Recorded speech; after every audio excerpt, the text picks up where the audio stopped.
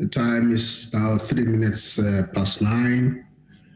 Let me welcome the members of the committee, all of us being on virtual, on this day, the 13th of September 2022.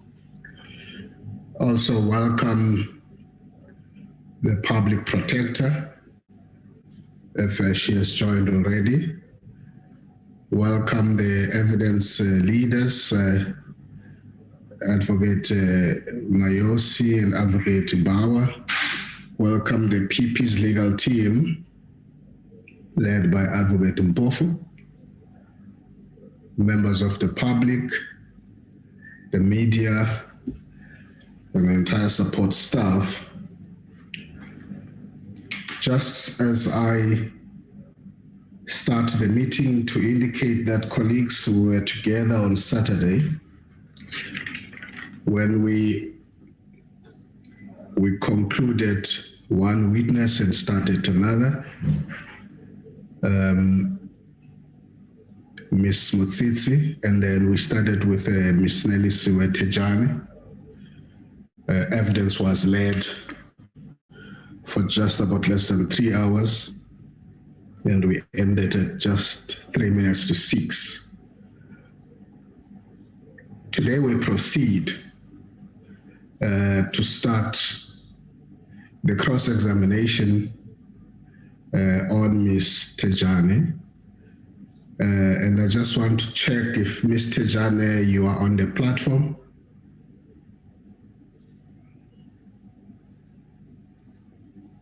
Ms. Nelisiwe Thejane, is her already on the platform? I'm just checking on with her. I'll let you know as soon as she's joined. Thank you very much. Okay. I will pause for a minute to allow her to join.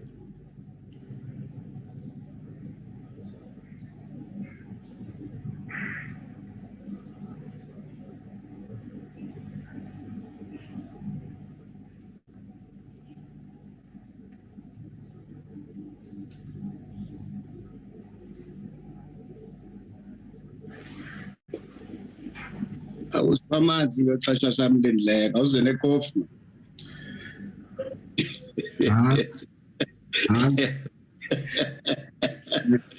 Kumela ku virtual mkhulu, yes. Okay, waiting. Molo mkhulu. Molo mtshakazi.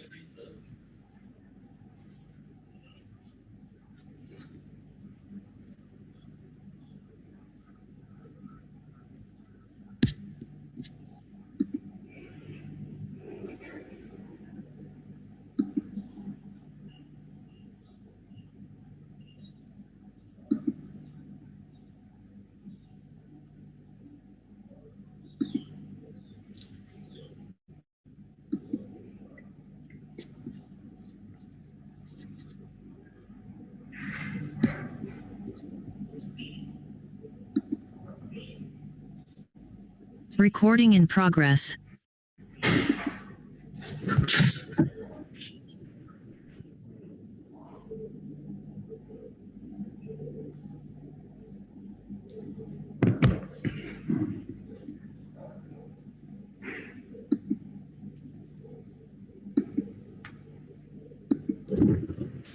Chair, good morning.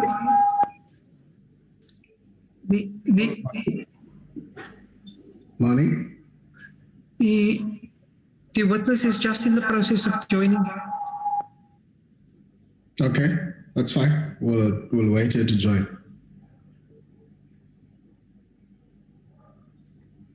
Thank you.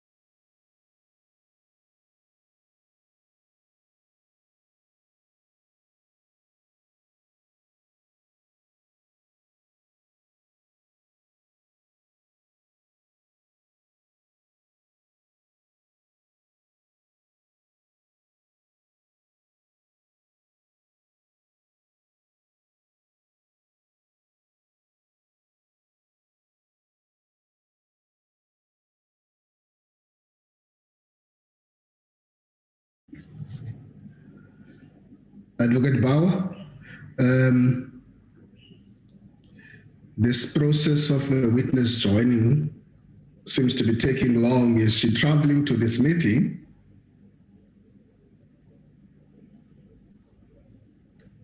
Chair, we're not sure what is happening, but we think there's a problem with endeavoring to connect. I don't know if it's a load shedding problem. We're calling to just ascertain. She may not have been given, maybe using the wrong link.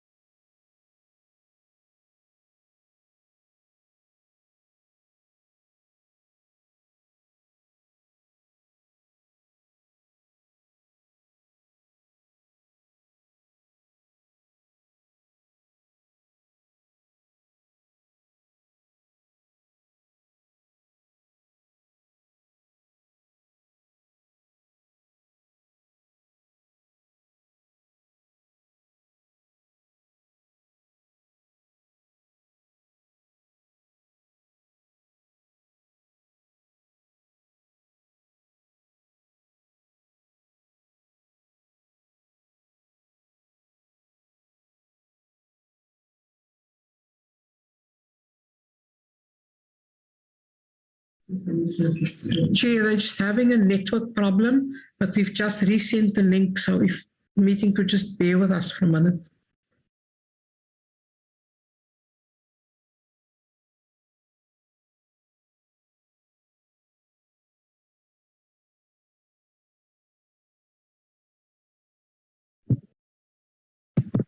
Chairperson.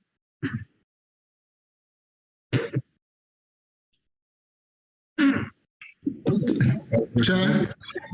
Yes. No, I thought, Chair, we can start even without the witness because I need to address the committee on an issue that doesn't concern the witness. So while they are trying to find the witness, and so that we don't waste time, because I have a time problem. I will wait for the witness or to start because we're starting with you with the witness. So no, I'm saying I want to address something that does not concern the witness. You don't need the witness for what I'm going to do. I'm going to do an application for a postponement. I'm going to wait for the witness, Advocate Mpofu, and then we start the meeting.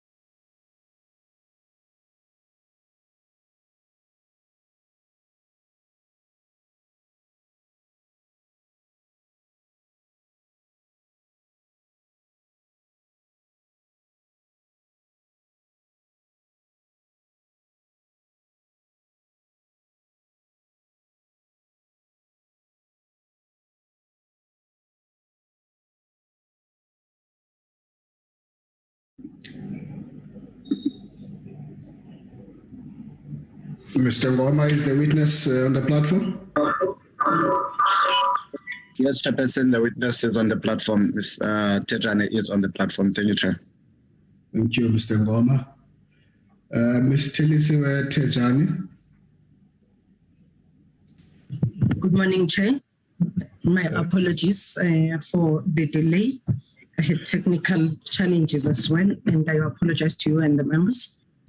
Good morning. Let's just do this. Just three things. Firstly, you are reminded that you are still under oath. Two, the meeting was set for 9 o'clock. We started 3 minutes after 9. It's now 18 minutes. You've eaten 15 minutes of the time of the committee. Did you get the link last night? No, Chair. They had to resend the link this morning, but there are a bit of technical glitches as well this side. The network has been very slow, so they've had to resend it. Okay. Thank you, and welcome back to the inquiry. We're proceeding with you with cross-examination and members thereafter. But maybe just before I hand over to Advocate Mpofu to just indicate that today's meeting is set to interact with you as a witness. That's the agenda for our meeting. And two, we will continue with the next witness tomorrow. I now want to recognize, the time is 9:20. I want to recognize Advocate Mpofu to take the platform and start the cross-examination of the witness. Advocate Mpofu. Yeah, thank you, Chairperson. Good morning to you and everyone. Good morning, Ms. Thejane. Chairperson, as I indicated to you, I'm not going to start any cross-examination. I had explained to you that we're going to be this morning doing an application for a postponement. Unfortunately, there's just another development that has happened now. The public protector is not here. She's not well. She's been taken to the doctors, but that's not the reason we were going to apply for this application. It just happened. I learned about it this morning myself, so it's just an additional reason. Chairperson, that an apology that you are placing on behalf of the public protector that she's not present today? No, I'm not placing an apology. I'm saying she's not here because she's just been taken to the doctor this morning. Yeah. No, I'm just saying if it is not an apology, so how do I know? Because she's got to indicate that herself that when she's not present in the hearing. Yeah, well, I'm indicating to you that she's sick, Chairperson. I'm indicating to you on her behalf that she's at the doctor now. I don't even know where she must be in Pretoria at the doctor somewhere. I was informed that is the situation here. So I'm just placing that on record and telling you that she's not here because she's sick. My understanding is that she has to be here anyway. But that's fine. That's, as I said, that is a development that just so happened there. But Chairperson, the reason why we indicated to you, I think on Sunday or yesterday, that we would be asking for this postponement in the letter that we wrote to you yesterday. But if you allow me just to take you back a bit, Chairperson, as to what has led to this situation. Fortunately, some of the issues that have led us to the application have played out in this commission. So I'll start on Friday. As you know, there was a judgment in the Western Cape High Court, which I indicated here, wherein the public protector was effectively reinstated into her position because her suspension was set aside around the time that I indicated here, around 3 o'clock or so. Yeah. A series of things happened, which I don't need to bore you with, but the relevant one is that later that evening, the Democratic Alliance, which is the complainant here and a party in those proceedings, filed a notice, a multi-pronged notice. The relevant one is a notice for application for leave to appeal directly to the Constitutional Court. In other words, asking for direct access.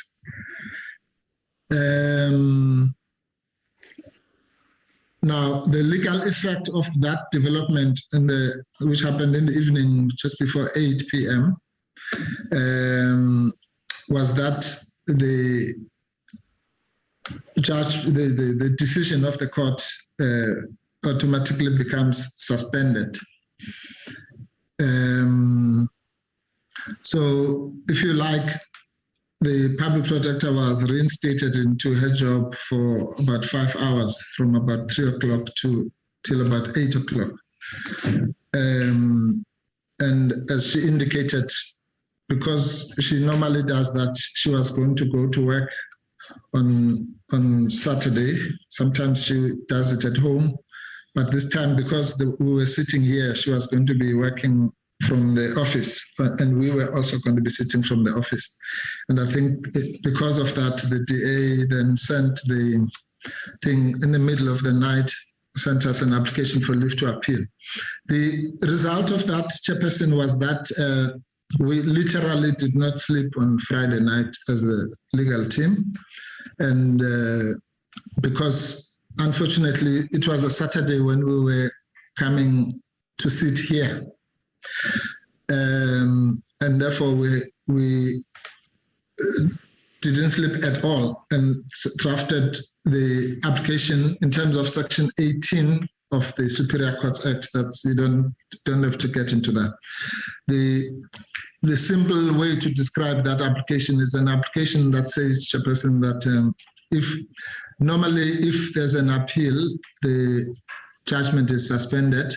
But there's a provision in the law which creates for an exception to that rule, where you can have the judgment being executed while the appeal is pending in certain circumstances. So we made that an application in terms of that section, and it was served on Saturday while we were having this session here. You'll remember then, Chair, that at the end of that session, I indicated to you, because it was at that point that you said we'll be sitting today and tomorrow. And I indicated that we had now just been settled with this situation, which had happened overnight. I mean, you wouldn't have known about it. Nobody would have known about it, as I've explained here.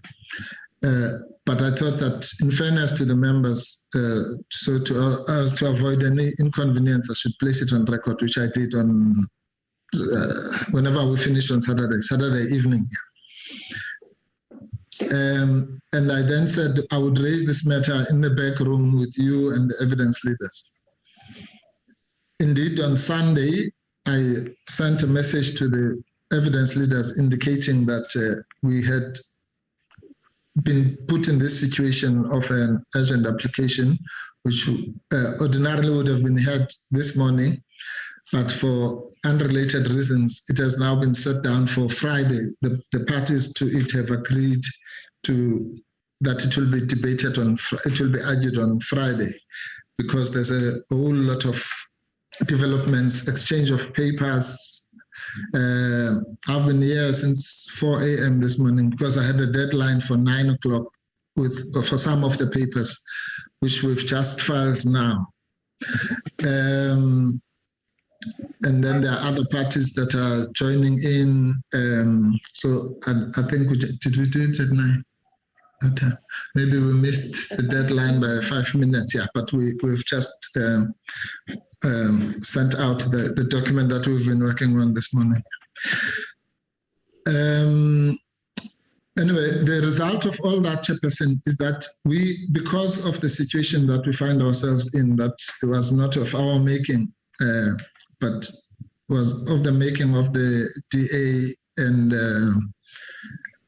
incidentally, the president on Sunday also joined in the DA's application and opposed our Section 18 application, but indicated that he would send his papers yesterday, which he did, into the, also having an application for appeal, which mirrors the one of the DA.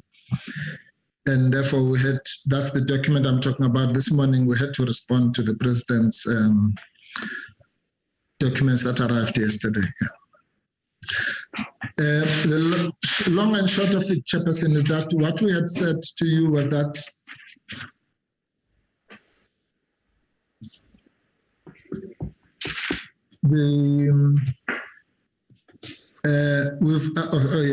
it's just been pointed out to me that some of the other developments is that other parties have now joined in, so there's papers running up and down. We've just been informed now that the ATM, the UDM, and I think the PAC have indicated to our attorneys that they are going to join in. And we also got a letter from the acting public protector or the deputy public protector that she also intends to intervene in the application. So we're sitting now at something like, 8 to 10 parties that are going to be part of this application. And that's understandable, Chairperson, because it's probably one of the biggest things to happen in the legal sphere. So it's quite an understandable development that so many parties are joining in. It's without getting into the merits of the matter, I can just say that this is a case that will make the Nkandla case to look like a Sunday picnic, because it's 10 times of in seriousness than the Nkandla case that we've been talking about here many times as a turning point case. But that's a story for another day. The long and short of what I'm saying to you, Chairperson, is what we were predicting on Saturday and what we've been at pains to talk to you and the evidence leaders about for the past 2 days is that we are not in a position to proceed with this inquiry right now, because it's the same public protector who's involved in this very serious matter here, but also in the other very serious issue of her suspension which is playing itself out in the courts. And as before, Chairperson, and that's why we were disappointed with your attitude, because previously in July, I think, when the matter that is now going to court, we had asked to be accommodated to be able to prepare, and the chair was kind enough to allow us for, I think, 3 days for preparation, or 5 days if you include the weekend.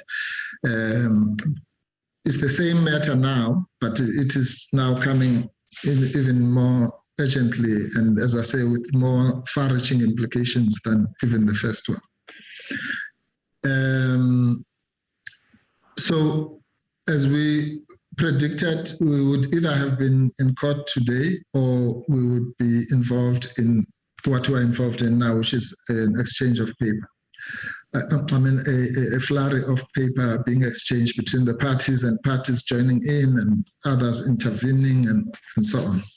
All within the next 72 hours, we're going to be sitting in a court in Cape Town, and the case will be playing itself out.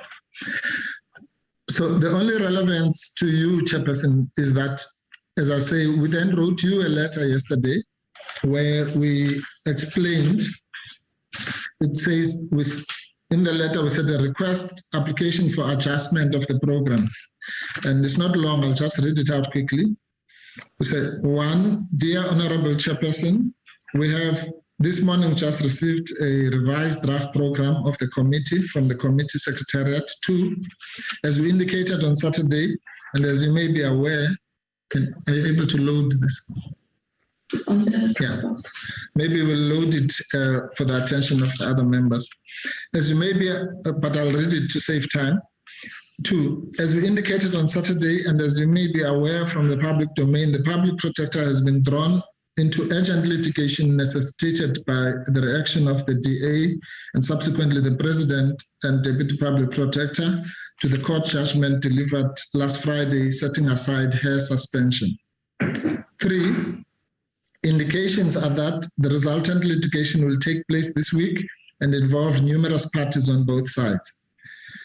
It will be impossible for the public protector to consult her legal team and at the same time honor her obligation to attend to the inquiry. 4, the public protector and her team will therefore not be able to attend the inquiry this week. We are deeply disappointed by the report received from the evidence leaders that the chairperson has rejected our proposal for the adjustment of the program to accommodate the unforeseeable clash of dates, which was caused by the failure of the evidence leaders to finish their case on the first agreed date.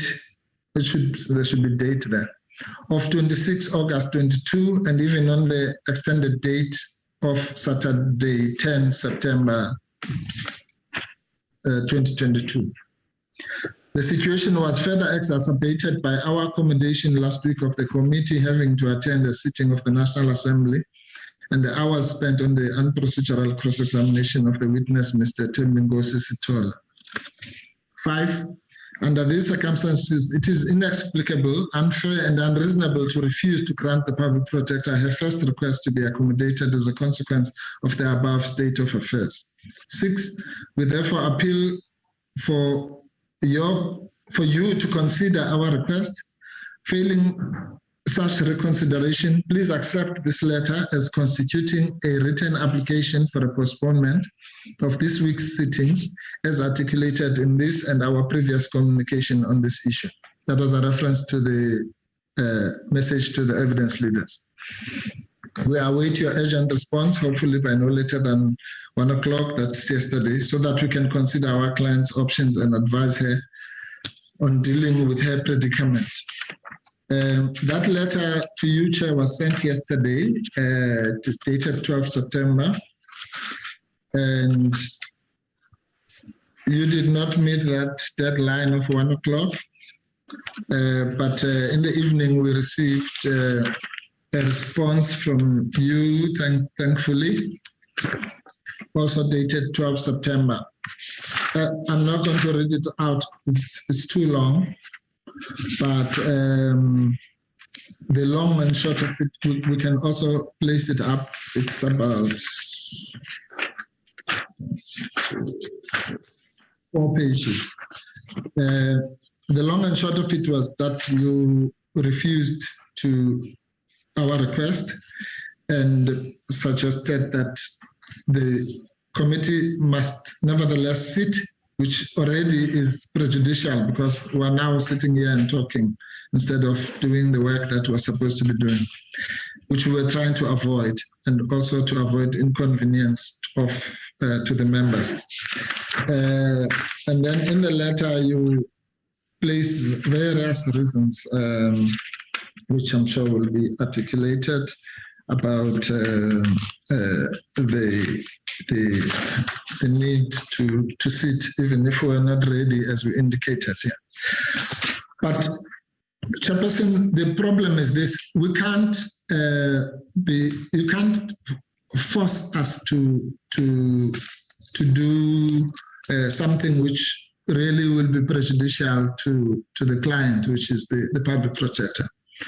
And that is to conduct such a serious matter as her impeachment proceedings when we are placed in a situation of not being ready and attempting to assist her and the public to have a public protector in office as found by the court last Friday, and as it is clearly being frustrated by the latest developments that I've mentioned. It's a very serious matter. What is playing out now between that Friday, last Friday, and what will happen this Friday in court. And as I say, I don't want to get too much into those issues now because they're going to play out in court. Suffice for you to accept that it's a very, very serious matter indeed, which involves the life of political life of this country and probably the life of the office of the public protector. And that is not to say what is happening here is not also important. In fact, the two things are related. But the point is that we are human, and so is the public protector. And so she can only attend to one thing at a time. When the two things are on the scale of the two things we're talking about here. And we would have really expected more, I wouldn't call it empathy, because I don't think we should even talk about that, but more understanding or pragmatism or, practicality from yourself and the committee, to the extent that the committee is involved in this, because this is a situation we didn't invite upon ourselves. It's a situation that developed. It's a situation that we have warned about. It's a situation that we've written to you about, pleading for reasonableness and fairness, and you have unreasonably refused to accede to our request. And therefore, that is why we then were left with no option out of respect for this committee, even though it's inconvenient even to be sitting here, as I say, was to come here and appeal to your sense of justice and fairness and reasonableness, to allow the public protector to attend to her pressing problem. And as I said, that was before we didn't even know, of course, that she was going to be sick today, and that just adds to I don't even know the nature of her illness. I just know that it's serious enough for them to have taken her to the hospital or to the doctor. Yeah, I hope it's not related to the stress of what your refusal to accommodate her reasonable request. But be that as it may, it's that's the situation. And the longer I talk, the more we're taken away from the work that we're supposed to be doing to prepare for the big matter that is coming up on Friday. So that's where we are, Chairperson. We would really appeal to you that today and tomorrow's proceedings not be scheduled or be unscheduled or whatever the correct terminology is,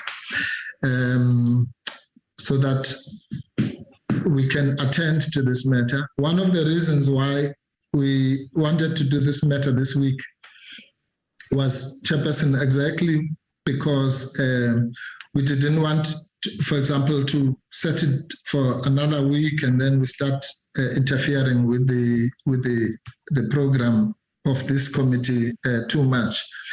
You will remember, Chairperson, that as indicated in the letter to you, the original plan was for the evidence leaders to call their last witness on the 26th of August. And then we would have had a 2-week break, and then we would have started our witnesses on the 8th of September, I think, yes. That program did not materialize because for understandable reasons, the evidence leaders didn't finish their witnesses. That date was then shifted to the 10th, Saturday the 10th, which was the last Saturday. That's one of the reasons why we were sitting on a Saturday. Again, they did not finish their witnesses. We were accommodating. We sat on the Saturday. We went on. The delays, as I said, 2 of them were caused by the half day that was taken cross-examining Mr. Stolle, and then the other half day that the members wanted to go to the house. I think, I'm not sure it was Thursday or Friday. So without those, we might have finished on Saturday. But again, we understood that because we know these kinds of things, you can't plan them perfectly. Things happen, life happens while you do this. Witnesses become unavailable and so on. Yeah. And that's why we've been so accommodative. I indicated to you last week that of the witnesses that were called here, probably, I hope I'm not exaggerating, half of them, we did not get the statements in the 7 days that is required. But we've never complained about that because we understand that these things don't happen, on paper as they happen in real life. So that's why it's disappointing for us to be treated like this now when we make what is a reasonable request under circumstances that have been thrust upon us. But, it's the kind of attitude that we've come to expect. But we hope that there'll be some level of empathy, because I don't know if any other person facing impeachment would be treated like this, that we insist on going ahead, even when she now is sick and even when she is engaged in the battle for her career on 2 fronts at the same time, not of her own choosing, but the making of her enemies. But again, that's another story for another day. Yeah. For now, we'd like to appeal to you and the committee to allow us to go and attend to the urgent tasks that we have to attend to, and also to find out the extent of the illness of the public protector. Thank you, Chairperson. Thank you, Advocate Mpofu. You've started at 9. The time was 9:36. That's the time I would have given you to place on record what you have placed on record. Just a number of questions to raise before I invite anybody else to speak. Firstly, as I sit here as a chair, and I would have asked you this, I have no letter of apology from the public protector or anything. And so, besides what you've just said, and I've asked you if that's an apology, you said it's not an apology. So I would remember to regard her as being absent in this hearing today, because I've got nothing that points that has been sent to this committee, either via the secretary to myself, about her absence here today. So today she's absent. I have no apology for not being here. I hear what you say, and I'm not trivializing what you're putting on record. I need that if that's the reason why she's not here. Yes, Chair, maybe let's just kill that one quickly. Yes, you're quite right in your summary.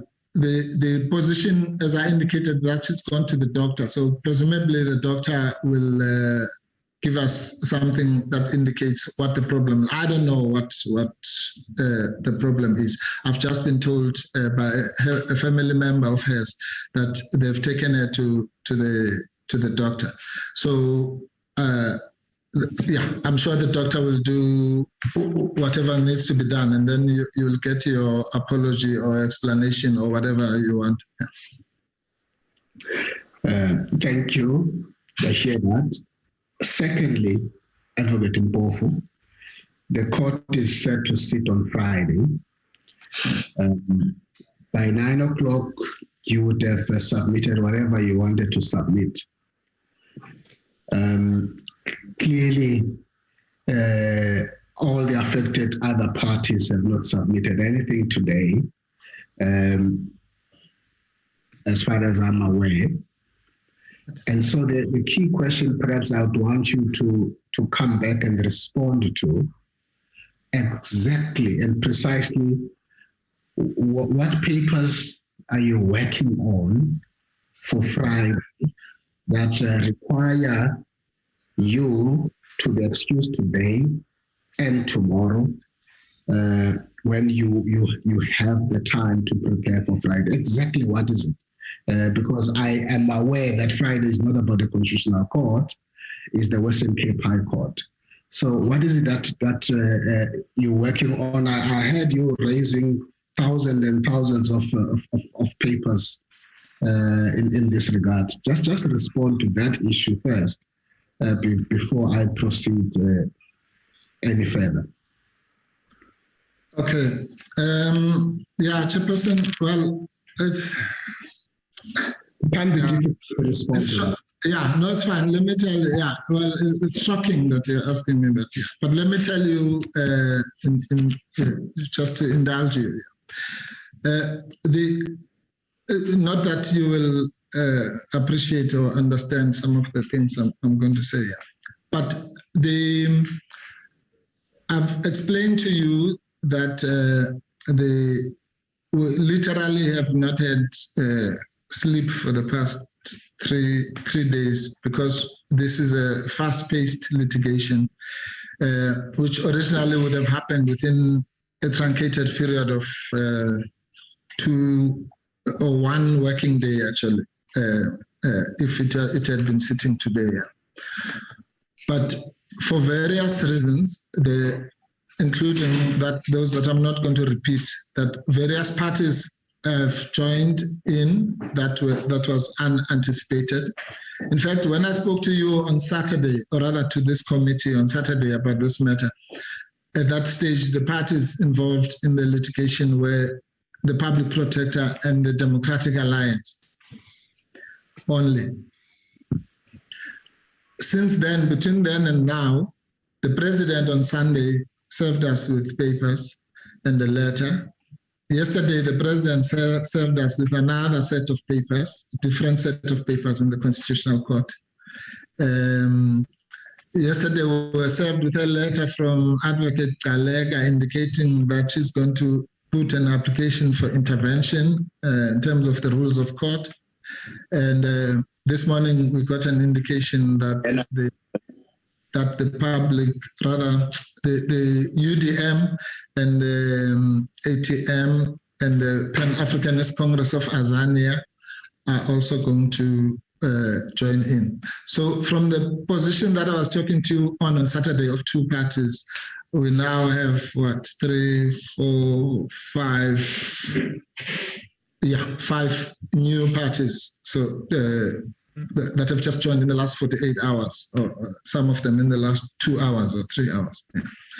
So so that, if you understand it, means that there's going to be a lot of exchange of papers, which is why we agreed, even though we are the aggrieved party, and would have wanted this to happen sooner rather than later. But out of realism, we had to accept the idea that the case can only take place on Friday, because when were all these people going to file their papers and we respond to them and then we answer. We must do heads of argument. That is a document where you explain to the court all the intricacies of this case. So I don't want to bore you about the complications of this matter, but suffice to say to you, it involves Section 18 of the Superior Courts Act, which is quite a complicated affair. It involves Section 172 of the Constitution. It involves either Section 172.1 or 172.2. It involves Section 96 of the Constitution, the one about the oath of office of the President. It involves conflict of interest on the part of the President for his Palapala gig, and all sorts of the issues that were raised, as I said in the Chairperson, I'm sure by now, because of our reference to it here, you must be familiar, or maybe you did read the Nkandla judgment at some stage here. And I've indicated to you that this matter is 10 times of that. In terms of its significance and perhaps its complexity. Yeah. So I'm not going to sit here and tell you that I'm now writing this letter or that affidavit, because firstly, it will be meaningless. It might just be Greek to you, but just take my word that it's a very involved matter, and we have to. It's happening on a unprecedented pace. Probably that courtroom is going to be full of 10 or 20 or more lawyers on Friday. And that's the level of the matter that we're dealing with. And we have to consult as these things are coming. In fact, I'm worried now about even this development of the health situation, because in the meantime, throughout all that, we have to consult with the public protector. I've just told you, I don't know if you didn't hear me, that I've been drafting papers since 4 a.m. this morning so that I can be ready at 9 o'clock. No, don't thank me yet. And then, so I'm saying that. But can I finish? Can I finish talking? I've heard what you said. No, Mr. Thejane, even if you are chairing, let me finish talking. Let me just finish. I'm finishing now. Please, yeah, okay. Now I'm saying that, Chairperson, that if, just to give you a practical example, now I'm supposed to be asking questions to Ms. Thejane. I would have set this morning to prepare for that, to recap her evidence of Saturday, structure my cross-examination and ask her questions. But instead, from 4 o'clock until about 10 to 9, I was sitting doing a document which the president's lawyers, I wish I had it here, I could flight it up. We had a letter last night from the president's lawyers that said they need that document by 9, come hell or high water. And that's also understandable, because they have to respond to it by 5 o'clock, I think, this evening, or 9 p.m. So they made it clear that they need it. I'll put it up or I'll send it to you, Chairperson. So I had no choice in the matter. So how do you expect me now to ask questions to Ms. Thejane and do justice when I have not even prepared? Hold on, Chair. Sorry, I promise. I won't be long. I won't be long. I promise. Just one thing. Just one. This is the letter we received at about 10 p.m. last night. It says, "Dear Mr. Sianego, as you are aware, our clients have filed a notice of appeal in the Constitutional Court, and in the alternative have brought an application for a direct appeal under case number CCT 252. This is from the President's lawyers.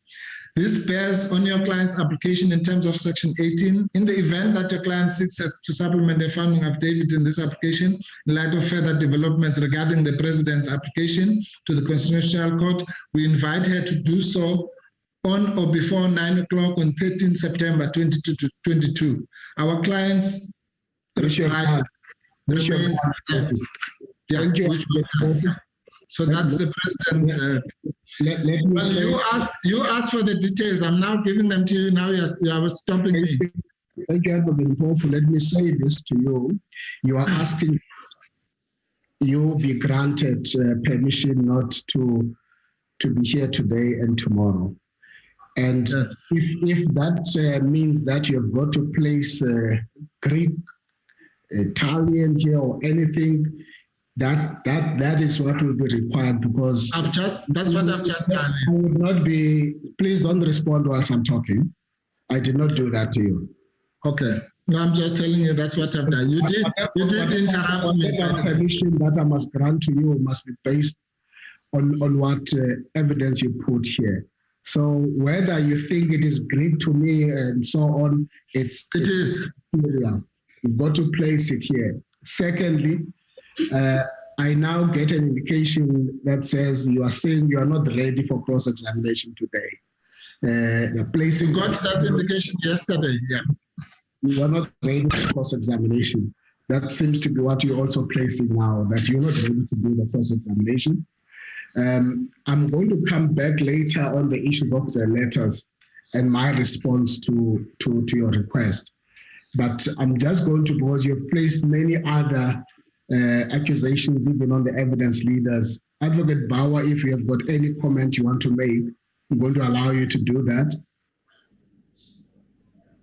I didn't place the accusations. Don't say that. Advocate Bauer, you don't tell me what to say and how to say. No, well, you can say it. You can say it about other people. You are saying it about me. Advocate Bauer, I'm not recognizing you. I'm recognizing Advocate Bauer. Yeah, well, I'll speak in the end. Tim Ngosi, please mute Advocate Mpofu. I'm on the platform. Advocate Bauer. Good morning, Chair. I have. Okay, Chairperson.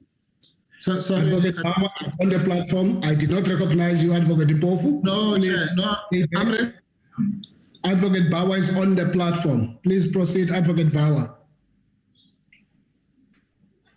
Advocate Bauer, please proceed. Chair, I have 3 issues that I'd like to raise just so that we can get clarity on what is being sought. Yes. And maybe I must place on record that dates have been. Chairperson, I need to raise an objection, please. You are going to wait for Advocate Bauer to finish what she's saying. I'm raising a point of order, Chairperson. I'm raising. Come back to a point of order. She's on the platform. Please respect that, Advocate Mpofu. Proceed, Advocate Bauer. No, but it's about what she's talking about, Chairperson. Proceed. You've not even. I haven't said anything. Proceed, Advocate Bauer. Please stop, Advocate Mpofu. No, you are abusing us, Mr. Thejane. Please proceed, Advocate Bauer. Chair, I want to just place on record 2 issues and then seek some clarity from Advocate Mpofu as to the nature of what is being sought, to see if we can come to some sort of a arrangement. We have, in an endeavor from the start of this proceedings, had a collegial understanding with the PP's team in respect of arranging of dates, hearings, times, and the furnishing of our affidavits. The initial affidavits, including those that came through the public submission process, was given in some cases long before the 7-day period.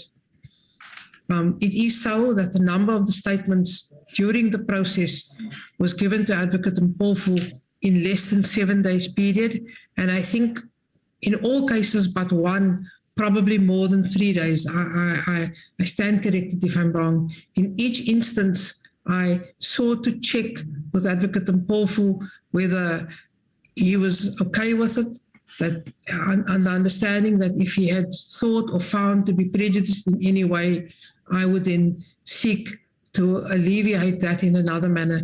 You will also recall that during the evidence of Mr. Sithole, I had relied on documentation which wasn't foreshadowed in the affidavit, and the cross-examination then stood over to afford Advocate Mpofu an opportunity to deal with that. That cross-examination then gave rise to an extended questioning of Mr. Sithole, which wasn't anticipated on our side at the time when we had agreed to sitting next week, half day Thursday, Friday and Saturday. You will also recall in some ways I expressed great reservation about being able to fit in 4 witnesses within the period of time being afforded, given the nature of the inquiry that has the way it's carried on thus far, or it's occurred thus far. Despite my reservations, we agreed that we would cooperate in an endeavor to see how far we could get in finishing the witnesses, knowing that we had next week, Wednesday, as a reserve day, or tomorrow as a reserve day in catching up on the overlap. And even if we were able to recall witnesses, we would then use that Wednesday if possible. I then communicated with, after Friday's proceedings, it was quite clear that even with the Wednesday in reserve, we would need to make a further accommodation. And after speaking to Mr. Ngoma, I then contacted Advocate Mpofu Saturday morning to say to him, look, Mr. Ngoma has been able to secure the 9-to-1 slot for today. It was in that conversation that Advocate Mpofu indicated to me that that they intended bringing an application on an urgent basis. And I must be honest, I haven't been keeping up to date as to the goings and comings of what transpires in the court proceedings. And I must also make it clear that as evidence leaders, we have been appreciative of the understanding on the PP's legal team in respect of statements that have come within a lesser period of time. And of course, we understand that that would mean that we would show similar understanding when the shoe is ultimately on the other foot. But be that as it may, I'm trying to understand that there is the High Court proceedings occurring on Friday, and it appears that there is a flurry of paper in respect of the Constitutional Court proceedings, which the court may or may not give an urgent date to. We don't know. There may well be other proceedings emanating from Section 18 on Friday, depending on which way the court rules. Is Advocate Mpofu's application today simply for time off today and tomorrow, or is it for an indefinite postponement of the committee? Because that may well have to be a consideration that you would need to take into account, because it seems as if the events over the last few days have now sparked off another flurry of court litigation, and that could very well impact on the committee's work and is an important factor that should be taken into account, because what is being raised with you today may very well be raised with you next week or the week after or the week after, which could effectively then result in this committee coming to a complete standstill. So I think that is important consideration to take into account. And the second thing is, I did place on the table, knowing that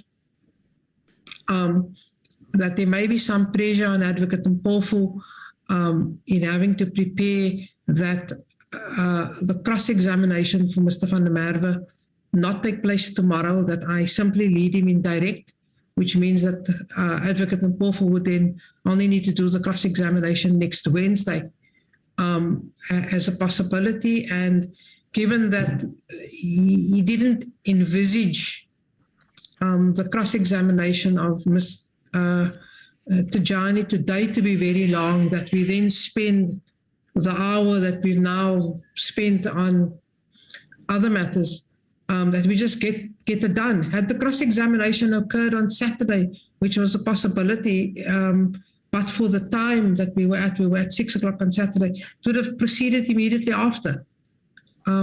So I would like that clarity as to precisely what is being sought. Thank you, Chair. Thank you, Advocate Bauer. I'm going to invite Advocate Mpofu if you can briefly respond to that clarity needed, And thereafter, I'm going to invite very briefly members if they want to comment before I make a ruling. Advocate Mpofu. Okay, thank you. Thank you, Chairperson. Can you hear me? Yes, we can hear you. Okay. No, Chairperson, I'll start with the objection that I was raising. I was saying to you, you don't need to do the things that you're doing. You know, I think it's clear now what your attitude is to this thing. I spoke and I muted myself, and you're saying I must be muted when I've muted myself. You know, you don't have to do that, go overboard and abuse me like you normally do. But coming to the issues that are raised here, the reason now I wanted to intervene, Chair, was to say that I was trying to save time, because I've indicated to you, the more this goes on, actually is actually defeating the purpose of what I've been saying to you. I was saying, you wrongly said I make accusations. That's not true. That's just completely false. I didn't make accusations. I said, if you play the recording, you'll hear I said that the evidence leaders did not finish for understandable reasons that had been discussed with us. That's not an accusation. I also said that the evidence leaders have failed to meet the 7-day deadline, as Ms. Bauer has indicated. That's not an accusation. It's what happened. But I also said that was, as she correctly pointed out, discussed with me, and we agreed. So it was not even a complaint or an accusation, because it's something that I had agreed to.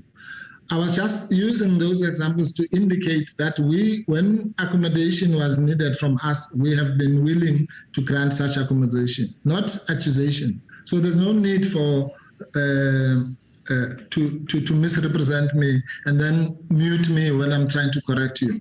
Can you please respond to the clarity sought? No, I must first respond to you. Why don't you respond to the clarity sought? Well, all over the place with you. There's a specific question that I've given you an opportunity to respond to, not all the things that you are saying. But the clarity sought. Okay, so you say to me, I've made an accusation and you don't want me to respond. What kind of fairness is that? You've already made that point. Please respond to the clarity sought, Advocate Mpofu. You know, Mr. Thejane. On a point of order, Chair. Yes. You're going to regret this, I'm telling you now. Please on a point of order, Chair. Your day will come. Chairperson, anyway, on a point of order. Oh, thank you, sorry. I've not recognized you. I've not seen your hand too, Mr. Zungula. You don't. I'm raising a point of order. What is your point of order? Chairperson, when the evidence leader was speaking, you asked, Mr. Mpofu raised a point of order. You asked the evidence leader to proceed, and then Advocate Mpofu would come in to raise his point of order after. Now, when the evidence leader is done, you continue to ask the Advocate Mpofu to answer a question of clarity that you wanted. Whereas you had recognized that after the evidence leader is done speaking, you'll recognize Advocate Mpofu on his point of order. So it can't be that when he's now addressing his point of order, you are wanting to direct him to the point of clarity. Allow him to raise the point of order, whether you like it or not, Chair. Like you have previously stated, we will not always agree, but let's give the fairness whereby, regardless whether we agree or not, let issues be raised. After he's done raising the point of order, then he can come to answer your point of clarity. Thank you. Thank you, Honorable Zungula. I see your hand, Honorable Lotrit. I'm going to first ask Advocate Mpofu to conclude his input, and I'll come to you. Okay, thank you, Chairperson. Yeah, I was just rounding off on the point of order, but I'll finish here. I just want to say to you that, the only reason I'm tolerating what you're doing to me is really for the interest of the client. Otherwise, you're not entitled to abuse me like you're abusing me. I'm senior to you in many ways, not just in age, but in many ways, you know it. So you have no right to abuse me, but fine, you've got the power now, you can exercise it, but you'll pay one day. Yeah. But anyway, I was saying, Chairperson, that pardon? Are you threatening me now? Yeah. Okay, go ahead. Please conclude what you want to say and attend to that clarity. I would make a ruling. No, it's not. Actually, it's not a threat, as I said. It's a promise. Yeah. Okay. But I was saying, Chairperson, that you'll remember, for example, I'm coming now to the issues raised by Advocate Bao. Just to illustrate, Chair, the issue we're talking about, and again, I'm not making any accusations. I'm simply saying that we, like you, like all of us, we plan, but things happen. You'll remember, for example, Chairperson, that tomorrow, which is Wednesday, the 14th, that the Advocate Bauer has referred to, the original plan was that you were going to have a meeting of the committee in terms of the program that was before.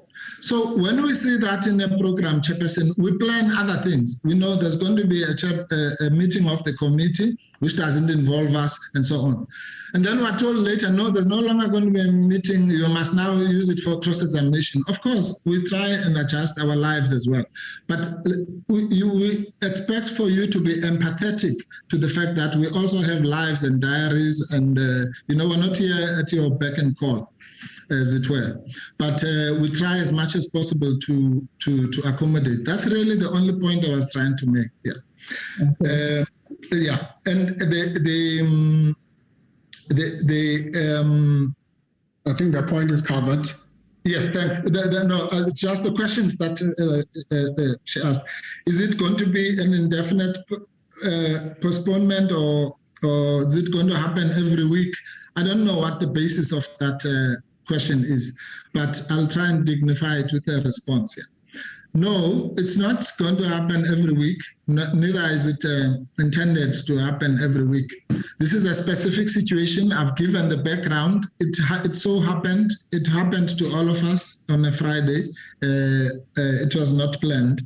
And the only implications that it has, Chair, as I've pointed out in the letter to you and to the evidence leaders, really, this is the waste of time that I was avoiding, because all these issues should have been raised in the so-called back room between the three of us and dealt with there. I don't know why now we have to have the entire committee and the whole country listening to our back room. But anyway, the answer is a simple no. This is a situational thing, and it's about preparation. As I said last time, Chairperson, you gave us an opportunity, and to your credit, an opportunity to go and prepare for the hearing that was on the 25th and 26th of July. You did not ask me to give you my heads of argument or what document I'm going to be drafting on which day and all that. I think you answered that question. Okay, no, there's another one. Okay, I think it's covered in this. Yeah, no, this is just a situational thing for this week, and I'd like to shorten it as much as possible. Thank you, Chair. Thank you, Honourable Lottridge and Honourable Melder. Thank you, Chairperson. Chairperson, I would like to place on record that I am extremely concerned regarding what was said and directed at you, Chairperson, in terms of the Powers, Privileges and Immunities Act. No member of Parliament may be threatened to exercise his or her duty. It doesn't matter by whom and in which circumstances. So could we please place that on record, and could we also investigate the matter, because this is a serious breach of that particular act. Thank you. Thank you, Honourable Lottridge. Honourable Melder. Yes, thank you, Chairperson. I'm covered largely, but I want to raise exactly the same point. It is absolutely unheard of what Mr. Mpofu just now did. He threatens you as the chairperson of a parliamentary committee. He's an officer of the High Court. He should know better. And I want you to investigate this in terms of powers and privileges and take the necessary steps. Thank you. Thank you, Honorable Mulder. Those were the only two hands I have noted. I want to now, the time is 17 minutes past. Honorable Swele, you're raising your hand? Chairperson, I have got a problem with my gadget and because of network, but I wanted also to reflect what the two speakers have said, because our understanding, Chair, is that whatever we're doing here should be for the best interest of the country. So I'm a little bit disappointed, but we are mandating you to check that because we're not here to intimidate each other. Thank you, Chair. Thank you, Honorable Siwela. Honorable Maoke. Yeah, no, thank you very much, Chair. I thought you had said that you're going to open the floor for members, and that's where I was going to come in. That's why I didn't raise my hand earlier. But I don't know if you're moving to making a ruling or you are opening the floor for us to also have a bite. If you have got any issue you want to raise, please raise it, Honorable Maote, and I'll allow Honorable Olamis after you. Okay. No, thank you very much, Chair. Chair, I also want to state that I'm disappointed in the way that you are treating Advocate Mpofu. I mean, you are so impatient. You've allowed Advocate Bauer to go on and on and on, and you've never interjected. And this has been consistent with the way you conduct yourself in this inquiry. So I'm just saying, go home, do an introspection, and really, it's not always the case that you will like what we say, all of us, but restrain yourself. You are the chair. You should not be biased, not make it too obvious that you are on whose side. That's one thing. Chair, on the issue of a request for postponement, I think we need to be sensible enough and also be understanding enough and try to be as impartial as possible. There is an issue. Nobody has ever thought that the case will be heard today. You didn't know. Nobody knew. It's something that just came in. And I mean, had we all known, I'm sure we would have planned around it. And this request for the postponement would have come earlier.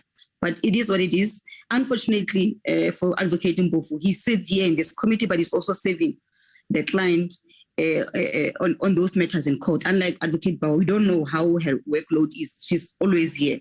But I'm saying, let's afford the PP an opportunity to focus fully because she's got limited resources. She's got only Advocate Mpofu. She doesn't have any other alternative. And Advocate Mpofu and his team must go and prepare for the court. So let us be lenient on them. Let us be sensible enough to afford them that opportunity. Thank you, Chair. Thank you, Honorable Olamisa. Thank you, Chairperson, colleagues and evidence leaders, and our witness. The truth of the matter is that there have been some developments which have tended to interrupt our proceedings. And Advocate Mpofu has outlined the problem. What I would suggest is that the evidence leader and Advocate Mpofu and yourself, Chairperson, we need to cool our heads down and sit down and agree, if possible, that at least this week you grant this request by Advocate Mpofu, because the whole country, of course, is interested in this case. And as he said, when you talk about heads of arguments, exchanging of papers, you need more time and you need to do a little bit of research and even monitor your attendance. Lastly, there is no doubt in anybody's mind that there is a symbiotic relationship between what is taking place in this committee and now the current challenges which were brought after all by the DA, who complained that the public protector's behavior was not okay, and then we established this committee. It's the same DA which is now challenging the outcome of the court. So let us be careful. If, for instance, there are parties, as it has been alleged, who are involved in this litigation of late, I would even suggest, Chairperson, that we don't sit in the committee to decide this request, that those who didn't challenge it, you can sit. I don't want to be part of a thing which will be classified as having violated the rights of other citizens of South Africa. Thank you. Thank you, General. Mr. Zungula, you'll be the last one. Oh, I see. Honorable Hlabode. Yeah, Manbolele Slalo, I think the request coming from the legal representatives of the public protector, it is not unreasonable. Secondly, it is not something that is not in a way intertwined with this particular process. And at the same time, it is not by their doing. As the advocate Mpofu has correctly stated about the legal processes that are there that require preparation from his side so that his client does not get to be prejudiced. Therefore, I do think, Chair, that given the nature of the predicament that Advocate Mpofu and the public protector face, the postponement must be granted. It is not an indefinite postponement. It is not a postponement that is not warranted. And at the same time, the work of this committee, we must be very, very careful, it must not prejudice the rights of Advocate Mkhwebane. Like it has been stated by other speakers, unfortunately, she has got one legal representative that is helping her in this particular process, as well as in the other court processes. So, ngamazwe amafutshane sihlalo, ndifuna uphakamisa into ethi sicela le postponement, and the advocate was clear to say the 2 days if ndimve kakuhle. Therefore, it's not a matter of uba mhlambi, it's unreasonable ufuna kungadlalwa for weeks and weeks, and the timelines of this process will be impacted kakhulu. And also, Hlalo, you'll remember that we're even having meetings on weekends. Therefore, there's more than enough time to recover from the 2 days that the advocate is asking for. So, benfuna uphakamisa loo nto, Hlalo. Enkosi. Thank you, Honorable Zungula. Honorable Hlabode, you'll be the last one. Thank you very much, Honorable Chairperson. Good morning to you, Advocate Mpofu, the PP's legal team, and our evidence leaders. Honorable Chair, I want to concur with Honorable Melda and Honorable Lotrit with what they were saying about the powers and privileges, that as members of parliament, we are allowed to do our work without fear or favor. And I want also to say that you haven't made any ruling with regard to this matter as yet, but already there are accusations leveled at you which are not acceptable. So we are sitting here quietly listening to the arguments as both presented by Advocate Mpofu and the evidence leaders, as clarity was being sought, and there were responses to that matter. So what we are pleading for with regard to the proceedings of this committee, there should be no threats to anyone. The chairperson is empowered by the rules of the National Assembly to chair the meeting. We adopted directives as this committee, which are directing and giving us guidance as to how to proceed with our meetings. From listening to both the evidence leader, Advocate Bauer and Advocate Mpofu, I haven't heard anyone saying between them saying that no, we have never agreed on anything before in the past, or we are not going to agree on anything. It was both clarity seeking question from Advocate Bauer. So I want to plead with this meeting that let's allow those who are driving the meeting, the chairperson, to drive this meeting. So we cannot, all of us, want to be chairpersons of the meeting. And lastly, Honorable Chairperson, we are in this committee of Parliament because of our rules and also because of the decision of the National Assembly that this committee must be established, and based on the rules and based on its terms of references, we must conduct this. It is the work of Parliament, what we are doing, no one else. We are the third arm of state. So we have our own responsibilities as Parliament. So let's not also try to intertwine other organs of state as responsibilities. While we hear that it's unfortunate that we had Advocate Mpofu saying that the PP is not well. So my little knowledge and understanding is that if a person is not well, is unable to attend to court or anything, there will be a medical certificate that will follow. So we wish her a speedy recovery, but proper processes must be followed. So I'm pleading with all of us sitting in this meeting that no need for intimidation, no need for insults, and the chairperson hasn't ruled on anything as yet. Thank you very much. Thank you, Honorable Lagude. We will take a 15-minute tea break, and I will come back and make a ruling after that. Thank you. Chair, my hand is up, Chairperson. Chairperson? Recording stopped. This is so impatient. I think ibanga kanjalo Advocate Mpofu uxasiphinda siqala ungena.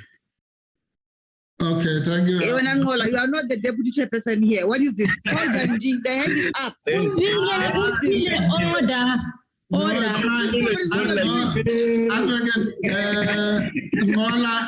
I'm grateful. Let him intervene. I think they are part of Advocate Senior Counsel Ngola, please. You're not When you don't like me, myself. So Fanela and this. And the Kaulana now up on Kulua. I'm under. Hey, talk to your Janji there, please. I don't know what's wrong with him today. Wait for a Jane. Don't worry. So Tibana, I asked Basa Tibana Pina. So good Latinisha now. Change again. You're out of order. Change again. I'm not scared of that guy.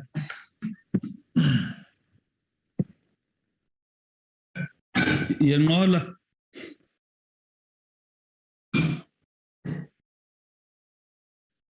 So, buddy. Yeah, you must funagumthethelela advocate session on. Yabo, not to go. No, Chief, can you go get yourself coffee, man?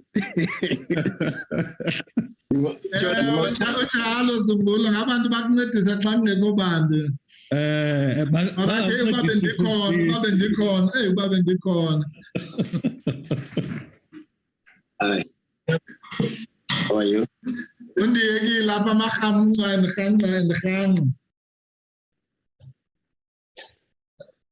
And then goes this out.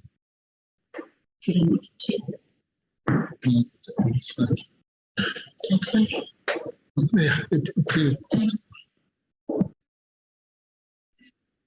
Yes, hello, big brother. As long as you're not watching me, it's fine. Yes. So I just heard from Please mute yourselves. impatient by the team. That's fine. But we asked for 11. That's fine.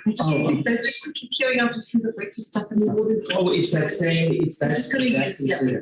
Okay. So that everything at the moment is full with all sorts of other people. So let's just take out the most of the breakfast. Okay. And then you can make the stuff at home in there. All right. General. Yes, sir. Athena Masela. And a chance. Okay, so. Akho cases awuqhubeleka apha. Ever lo ruling basanayo kufuneka ubaxelele uba sayoyi-challenge le ruling ecourt uhambe.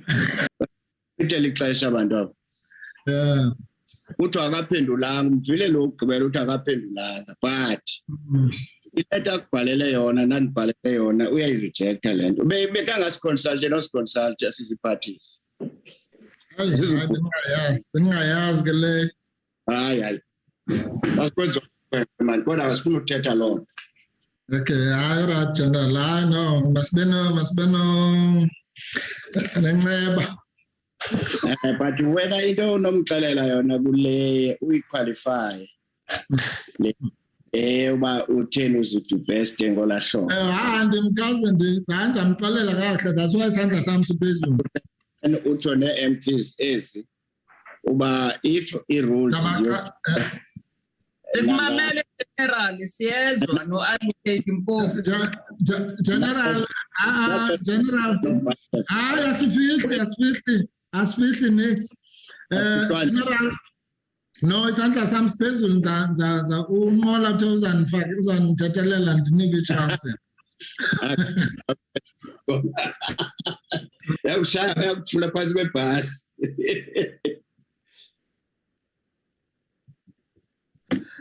Ndimqa.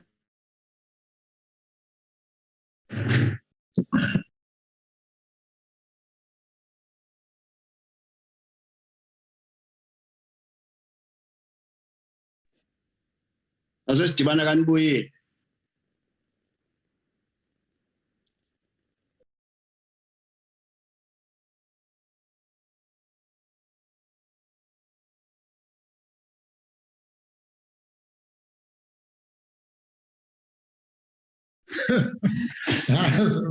Sivumele lo mfana.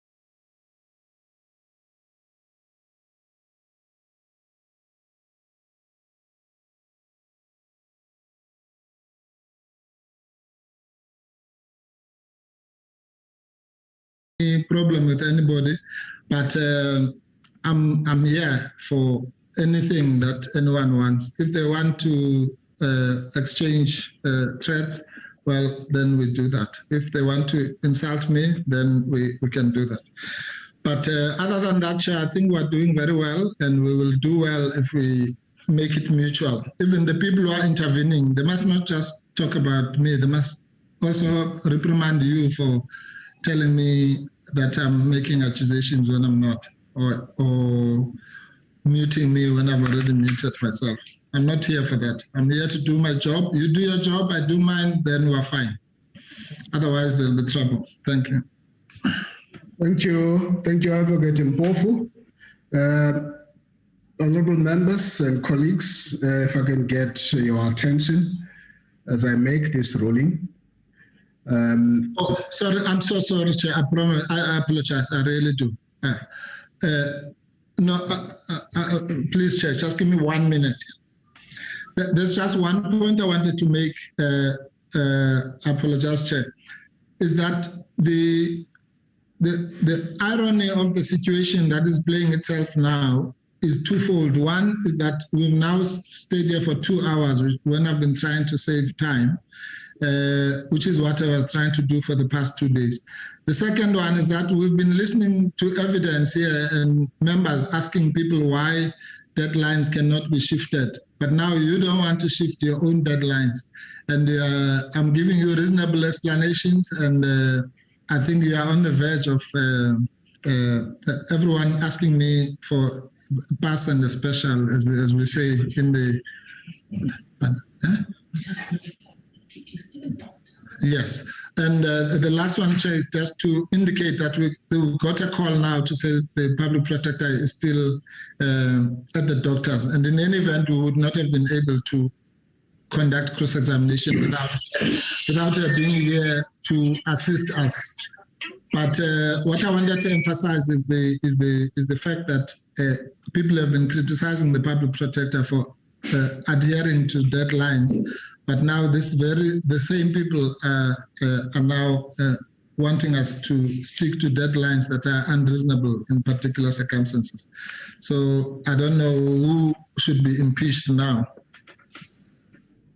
Thank you. Thank you, Advocate Mpofu. As I say, honorable members and colleagues, in making this ruling, just to raise a few issues. Firstly, that yesterday at approximately 12 p.m., I received a letter from the PP's attorney of the record, which indicated that the PP sought a reconsideration of my decision that the proceedings is to continue. A deadline of 1 p.m. was set for response by myself. This was not reasonable, as you would know. Before that, during the course of the morning on Saturday, the PP's legal team was informed that the matter would proceed on Tuesday, which is today. It was already understood that the committee would sit on Wednesday, tomorrow, the 14th of September. The situation comes about because the PP brought an urgent application to the Western Cape High Court, setting her application down for Tuesday, 13th of September, knowing that this committee's hearings are ongoing. It was an event created by this occurrence. It is being held on Friday at the behest of the Western Cape High Court. I make no comment in relation to her decision to do so, but to the extent that that decision impacts on the committee's proceedings, it now arises before this committee. This is different position to what prevailed when accommodation was made for the High Court proceedings dealing with the suspension that was had on the 26th of July, as those proceedings were pending and were known about when the inquiries programs was devised. Based on Advocate Mpofu's submissions, it appears evident that what is being sought may have the knock-on effect, which could negatively affect the proceedings of this committee going forward. The committee will not sit on dates which the court is to hear matters, as we did in the past, But what is now being sought is different from that.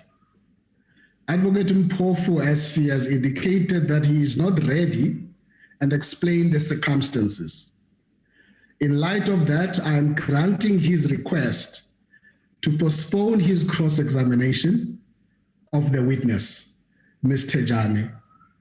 To accommodate him and in the absence of the PP, I will allow the cross-examination to be deferred to Wednesday, the 21st September 2022 at 9 a.m. To allow the committee not to be unduly delayed, the following two things will happen. The members will proceed today to ask questions of Ms. Thejane. B, the evidence leaders should proceed with leading the direct evidence in relation to Mr. Van der Merwe tomorrow, Wednesday. The cross-examination of Advocate Van der Merwe will be deferred to Wednesday to continue after the cross-examination of Ms. Thejane, whereafter the members will ask Mr. Van der Merwe questions. And lastly, Advocate Mpofu will, during the course of the day, advise the Secretary as to the nature of the PP's illness. That's the ruling, colleagues. I now proceed to invite members to ask questions to Ms. Thejane per the ruling that I have just made. Honorable members, I want to invite you to interact with the witness. I note Honorable Gondwe. I note Honorable Mautwe. Those are the two hands I've noted so far to ask questions to the witness. The ruling has been made. Chairperson, my hand is up. Honorable Gondwe. Chair. Yes, Advocate Mpofu. I'm sorry. Honorable Gondwe. Yes, I'm sorry, Chair. I'm sorry, Honorable Gondwe. Yeah, it's just clarity, Chair. I don't quite understand the ruling. I just need clarity. When you say you grant the request, I don't know what you mean if you are in the same breath going to continue with the meeting, because the request was for a postponement of the proceedings. And as I said, apart from everything else that I've said, which you've ruled on, the public protector is not here. She's sick. So the proceedings cannot continue in her absence anyway. Because whatever questions are going to be asked, we have to confer with her.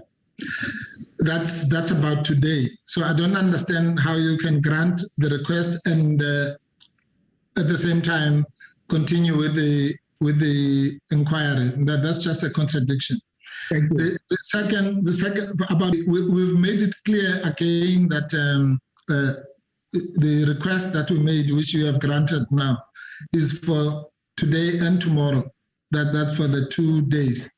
So again, it's untenable for the witness tomorrow to be led in our absence, presumably, and then we are asked to cross-examine him next Wednesday. I mean, I don't know what that means. And also, if the public protector is also not here when that witness gives evidence tomorrow, that makes it even more of disgraceful conduct. So it's not possible to have the person who, in respect of whom the witnesses are giving evidence, A, absent for reasons of sickness, but B, her legal representatives also absent for reasons that have been explained and accepted by you, Chair. Then the whole thing will just be a waste of time and a joke here. Thank you. Yeah, no, I want to know at what point then are we excused in line with the first part of your ruling, and the second part is that you are continuing in our absence. That you can do that, you can feel free, but we just don't want to be accused of walking out, because the first part you said you are granting us our request. Thank you, Advocate Mpofu. The request to postpone postpone the meeting is declined. That's very clear.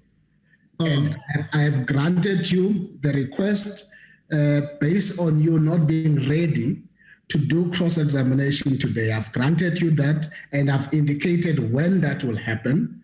For now, members are going to continue asking their questions, and for that, there is no problem that the public protector is not here. They can't be barred from asking their questions on the basis of that. And therefore, I want to proceed. I want to recognize Honorable Gondwe to ask the questions. Okay, Chairperson, yeah. Please bear with me. I beg you. I've been with you the whole morning. I've now made a ruling, Advocate Mpofu. No, Chairperson, I need to understand what I must do now. You understand? Please, be patient. You have a choice on what you want to do based on the ruling that I've made. It is your choice what you do. It's not me who must tell you what to do. I can't do that. Chairperson, don't shout at me. I'm not shouting. I'm explaining to you, and allow me to proceed. I've made a ruling. I'm not discussing this ruling with you. No, Mr. Thejane, please.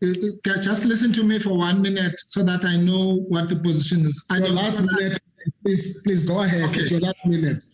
Thank you. The Honorable Gondwe. Chairperson, you know you're impatient. Impatience only exposes your bias. You expose your bias on a daily basis. You don't have to do it every day. I'm saying to you, Chair, that I need to understand what the implications of the ruling is. Because the next thing, as I have obviously misread what you said, you've just explained it now. And I don't want to misread you, because if you are excusing us, then you're excusing us. If you are not excusing us, somebody went to jail for, the lawyers leaving when allegedly they had not been allowed to leave. So I don't want that situation. I'm saying that you must explain, excuse me, whether you are excusing us, because there's no point. We cannot participate, Chairperson, with the greatest respect, in any proceedings in the absence of the public protector because she is sick. So you must just understand that. Apart from the thing about preparation and all that, I'm saying we cannot, because we'll just be sitting here and doing what? So that's the first thing. The second one is that for the reasons that we have explained, we've already now lost almost 3 hours for something that you and I could have resolved on Sunday. And so again, for that reason as well, we cannot continue to participate. So I need to place those on the record. Please bear with me, so that because next time it will be the misunderstanding. Now we're here, but a month or so later, it might all be misunderstood. So rather waste 5 minutes in clarifying what is happening, so that we know what we are entitled or not entitled to do, and rather than rushing to Honorable Gondwe just for the sake of it. So are you excusing us, or are you not excusing us? Number one. Number two, are you expecting us to participate in anything? Because we can't do that, because our client is sick. Even in Nazi Germany, they don't continue when I think you have made the point. Thank you, Advocate Mpofu. Thank you. I'm going to repeat my ruling that the postponement for the meeting is declined. The meeting is continuing. You have indicated that you are not ready for cross-examination. I've granted you that request, and I've indicated when you will do that. Members are going to be asking questions, and their questions are recorded.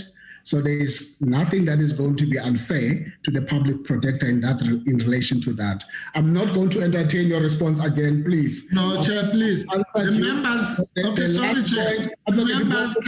Sorry, Chair. Just the directive, Chair. Please. Advocate Mpofu, and I want to indicate to you that it remains your choice what you do based on the ruling that I've made. Yes, no, I've heard that. No, Chair, sorry, just 1 second. In terms of the directives, the members ask questions after the cross-examination. That's all I want to say. So that's why I'm confused by your ruling. It's confusing, Chair. Please bear with me. So I want to know. You have indicated you are not ready for cross-examination. I'm not going to delay members from asking questions on the basis of that. No, Chair. What about the directives? The directives. The directives, Chair. On a point of order. I'm proceeding now for members to ask questions. Honorable No. please. Chair, this is a big joke. Order. Thank you. Chair, on a point of order. Before Honorable Gondwe, let me hear your point of order, Honorable Mautwe. Yeah, that's why I raised my hand. I didn't raise my hand to ask the witness a question. Okay. I want, Chair, I know you've made a ruling, but there are some legalities that comes with your ruling. And all I'm appealing to you is that let's adjourn this meeting, consult us, consult the legal team. Let's all understand what is the process now going forward, because what Advocate Mpofu is raising is very critical. We are going against our own directive. And also we can't continue when the public protector is not here. She is sick. She is at the doctor. What must happen? Why must we be so insensitive to her? Why are we rushing to be so hard on her? She is at the doctor. She's sick. Chairperson, let's adjourn. Let's be consulted and let's all of us reflect on this issue. I don't think that's unreasonable, Chair. Thank you, thank you, Honorable Mautwe. Honorable Gondwe, you on the platform? Thank you, Chairperson. On a point of order. Yes, Honorable Olemisa. I think at least do respect particular the last speaker. We are part and parcel of this committee. Why don't you then adjourn for, say, 1 hour and consult the other members of this committee so that we may have an input to solve the problem. To Mpofu, please, if you are not satisfied, sir, don't waste our time. Just go and seek a judicial remedial action.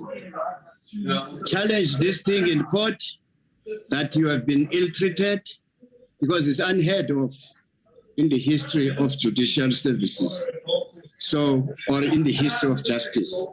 But we as members of this committee, we must be consulted. Nobody must decide on his own without consulting us. Thank you. Thank you, Honorable Olemisa. I've made a ruling and I don't have to consult on the rulings I've made, and you would have indicated earlier in the meeting that you would not even favor for a committee meeting to meet on this issue. Thank you for your input. Honorable Zungula, as I go to Honorable Gondwe. Thank you, Chairperson. Firstly, I want to appeal to you, Chair, that if we can just sehlise umoya, and maybe I know you just said Tukoba, you're not going to consult, but this is a process at Dibansa, also the members of Parliament. As the chair you may be, but it will be prudent for yourself because you are not alone. This is not a committee, but it's a committee that includes other members who can assist in terms of assisting with the way forward on this. So the suggestion that is coming from the general that consult, let's discuss, let's find a way forward, take the collective wisdom from all of the members of this committee, that would also help. The point I wanted to raise, Slalo, is that number one, we've got directives that should not be used ngendlela of convenience, whereby when it's convenient, directives are followed to the T. When it's not convenient, the directives are ignored. The second issue, because on the issue of the directives, they're very clear that the members only engage with the witness after the cross-examination is done. Now, if the cross-examination is moved to next Wednesday, how can it be that now that directives, that process will be shifted? Also, you'll remember, Chair, previously, this was an issue that had come up before with another witness, the issue of the members engaging before the cross-examination is done. So that is why I want to appeal with you, Chair. The last issue, Chair, is that the public protector is the subject of this process. Now, it's prudent for Nokuba to be, actively involved in this process. When she is sick, particularly if you had already stated that there must be something coming from the doctor. We've not heard anything to the contrary, but they will not comply with the doctor's note or something from the doctor. Therefore, to proceed with the members engaging without the public protector, who will at a later stage need to be part and parcel of, rebuting anything that is coming from that engagement. Now, if she cannot be part of the proceedings, I think it's wrong for us to continue, Chair. And the fact that these proceedings are recorded, it's neither, that is not reason enough, because, she needs to be present in this, process and take part, raise whatever objections there may be as they would come. If they are recorded, it means she can't raise some of the issues that are coming on the spot. So that is why ndikucela sihlalo ukuba, as uGeneral is saying, make sizame ukwehlisa umoya. Secondly, allow us an opportunity to assist the process, because the process lena enamagama ethu. When this process goes to the House inamagama ethu, when this process is scrutinized if it were to go to the courts inamagama ethu, when this process is scrutinized by the public inamagama ethu. Enkosi sihlalo. Thank you, Honorable Zungula, for the points you have made. I think I'm happy you have referred to the directives. The directives themselves do give the chairperson discretion to impose any restriction at any other point. So there's nothing in conflict that I've done with those directives. Thank you very much. Honorable Gondwe, I now give the platform to you. May I check if Ms. Nelisiwe Thejane is on the platform? Ms. Thejane? Chair, I am here. Thank you. Thank you very much. You remain under oath. Honorable Gondwe. Thank you very much, Chairperson. Dumela, Ms. Thejane Legai. Can you hear me, Ms. Thejane? Yes, good morning. I am well. How are you? Thank you. I have a number of questions for you. My first question relates to paragraph 26 of your affidavit, read together with paragraph 30, where you state that a single dashboard meeting could last up to 2 or 3 days, and the level and style of reporting done by EMs, executive managers, during these meetings took a great deal of time away from their core function, which was to essentially guide investigations. Please confirm if you think this had a negative impact on the quality of investigations that were conducted, and please elaborate on your response in this regard. Thank you, Honorable Gondwe. Indeed, dashboards did eventually take a longer period than what was initially intended for dashboard. And as explained before, is that the process that was also followed in preparation for dashboard, it took longer, as we had then to put everything aside to then update in the form of the memoranda that had to be submitted, as well as the spreadsheets that had to be updated. That would be done for PII, for example, which is managing the provinces. The information will have to come from the provinces and be quality assured at various levels, which I will then not repeat for the sake of time, unless I am required to do so. So during that period of preparation, as well as the dashboard itself, because it takes time, it means then we are not dedicating the same time to the actual, pardon me, I forgot to switch on my video. Then it meant that we were not dedicating that time to actually to the cases that needed to be attended to. Not only cases in the backlog, but all cases in general. So then we're still working within those deadlines as well to achieve the submission of those matters that the due date is then coming through. So it's a balancing act, as I indicated, that ultimately dashboard or not explaining why we have not achieved the deadlines on the very same matters, and we still have to meet the very same deadlines that have been assigned on those ones where those deadlines were then about to expire, or they have actually, time has already passed. So that then created still the agency to meet the other deadline. Why I'm saying that it would have then an unintended effect on the quality of, especially when we come to reports and your Section 7(9)s or even the discretionary notices, which are in intention to close, is that you still need to achieve those deadlines. So the quality will then be affected based on the time that is then spent on another activity or on a dashboard that has actually become file inspection, because those dashboards that were now longer had actually turned to file inspection, where you go through each and every matter explaining what has been done and why have you not achieved certain milestones where milestones have not been achieved. I also indicated that that dashboard included all active matters as well. So that is why it was quite prolonged, but had an effect on the quality of the work in some instances, unintended as it was. Thank you, Honorable Gondo. Thank you, Thejane. Ms. Motsitsi informed this committee in her evidence in chief that whilst she was acting as COO, investigators were forced to rush through investigations, notices, and reports. And you've already alluded to this when you were responding to my first question.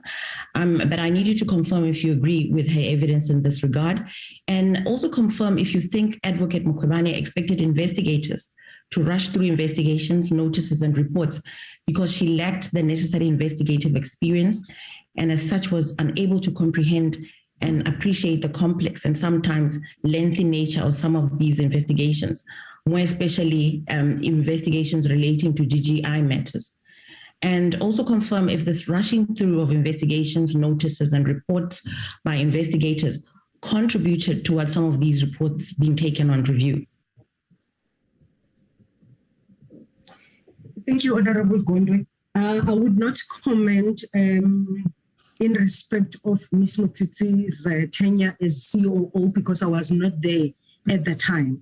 However, in terms of the observations and the comments that relate to investigators rushing through the reports, that part I would concur with, in that there was a rush.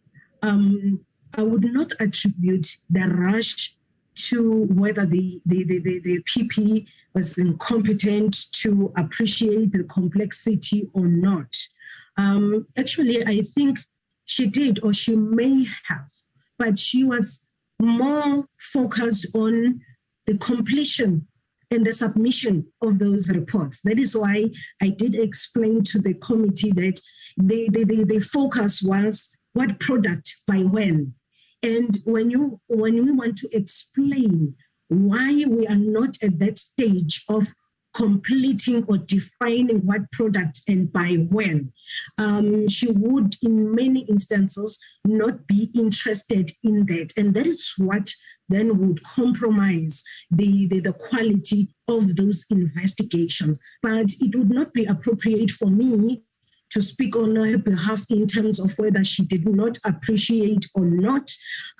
We would have, or I would have liked to see things differently, as we would actually bring it before her, that the investigation itself and the ultimate product is not ripe for us to then submit for her signature, which would then affect the quality thereof. Did it have an effect on the outcome of the court cases that have been set aside by the court on review? In some instances, yes. Why I would say yes as well is that in in some of those court matters that have been set aside, the office has not actually challenged even further. So those court judgments stand as opposed to what was carried in those reports. If you don't agree with the court judgment and the impact that it has on the office, then it must be raised with the court because it forms the precedent for our own operations and how we conclude on certain matters. But yes, there are instances where, based on the rush, there would be certain instances, certain legal aspects that would not have been thoroughly traversed as we would have wanted to traverse them had the circumstances that are conducive in conducting an investigation would have prevailed. I did indicate that in some instances, the quality assurance processes would also be undermined or compromised in that rush, in that then certain matters would not have served before the various quality assurance processes or not done so thoroughly. And some of the cases would go straight to the public protector from the investigating unit without having had the chance to be traversed at various levels. So there have been lessons learned. There are matters where we would differ with the court judgments in some of the instances, but we have also taken note in a number of them that we could have done better and differently. Thank you, Honorable. Thank you. You state in paragraph 39 of your affidavit, read together with paragraph 41, that often the PP would decide that a particular report be released to the media prior to the report being finalized. And in some instances, formal reports were finalized on the day of the media briefing. Please confirm why you think the PP did this and how you and others in the Office of the Public Protector would feel when this used to happen and the impact that this had on the working environment in the Office of the Public Protector. What I indicated is that there would be reports that are identified in advance for release to the media during the media briefing, which would normally be on the last day of the month when we had media briefings on the last day of every month. So we will then work backwards to make sure that those matters that are identified for release to the media are then ready. Obviously, those would be matters where a Section 7(9) would have already been issued, and then we must start drafting the formal report while we await the responses and then incorporate those responses. The challenge that emanated from that is that we will then work fast to then finalize the formal report. I did indicate that some of them would be finalized on the eve, if not even the day of the media briefing itself. And I do confirm, as indicated in my evidence in chief, that we would request for those matters to be deferred. Because in some of the instances, we will then have a quick full bench or some form of quality assurance very late on the eve of the media briefing, just so that any gaps or any quality assurance processes can be undertaken. Or we do actually have it on the morning of the media briefing, because our media briefing would be around 12 or lunchtime. Sometimes it would delay a little bit while we are then finalizing. Obviously, at that particular late point, one would then also respect executive authority. And the focus will be on conducting as much quality assurance as we can do during that limited time period, and to finalize the report, because already the media briefing would be upon us. But I did indicate one matter, and it's not in isolation, where we have requested, or personally I have requested that we defer the release of that report at the media briefing. So because we've got another one, and we are not subject, our reports are not subject to a media briefing for them to be released or finalized. They can be signed off at any point, and they can become a subject of a media briefing at any point thereafter when they are signed. So that for us really was not a prerequisite for us to rush the reports so that they can be then released at a media briefing. So those were the challenges that one had to work with, but obviously with due respect to the executive authority once the decision has been made. Thank you. Thank you. You state in paragraph 84 of your affidavit that in early 2020. The last question. Thank you, Chair. You state in paragraph 84 of your affidavit that in early 2020, the DPP was requested to lead a consultative process with the investigative staff into the 9 finalizations of matters within the prescribed timeframes. Please confirm if prior to this process, you and others in the Office of the Public Protector tried to bring your challenges in relation to investigations and around the punitive and repressive environment in the Office of the Public Protector to the attention of the DPP as a second in command. And in your response, please describe the relationship between the PP and the DPP. I'm asking this question because we heard evidence earlier on in the inquiry that at one stage or another, the PP had effectively sidelined the previous DPP, Advocate Malunga, and left him out of the investigative space completely and required him to deal mainly with training. So in your response, please make mention of the relationship between the PP and the DPP. May I just get clarity then when you make reference to the relationship between the PP and the DPP, are we then referring to Advocate Malunga or the current? No, the current DPP, please. Okay. Because I'm thinking about the 2020 consultative process. So the first question is, did you and others in the Office of the Public Protector try to raise your concerns around the punitive environment and the repressive environment, as well as your challenges around investigations with her? And I want to understand the relationship between her and Advocate Mkhwebane. Yes, on the issue of raising these issues, we had continuously raised those issues in the various fora that we had as management, be it your task register, leadership, dashboard meetings, and any other meetings that we had. So that was a common concern that we have raised. I have indicated the quality of the reports that I received since I joined the meeting, the office itself. So that for me was the greatest concern, and I would raise it to the PP. I wouldn't want really to comment on the issue of the relationship. I would say that the two executives or leaders of the office in the form of the PP and the DPP would actually act in unison in most in instances in terms of raising concerns regarding the cases that have not really met their time frame. So those issues, I would say, they were handled quite professionally away from our view.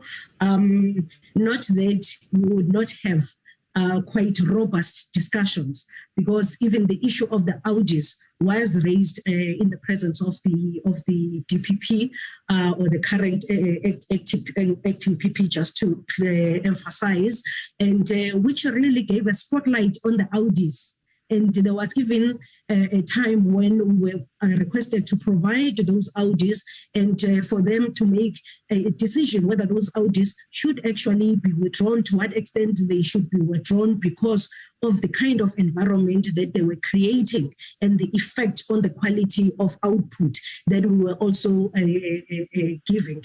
giving rise to this whole consultative process. But I wouldn't want to comment on the actual relationship between the two of them. I think there have been also a supportive function that has been provided by the DPP in making sure that we achieve the target, including on the backlog matters because she would actually be very harsh on us in the presence of the PP and in how we have dealt with the matters in the backlog. Thank you.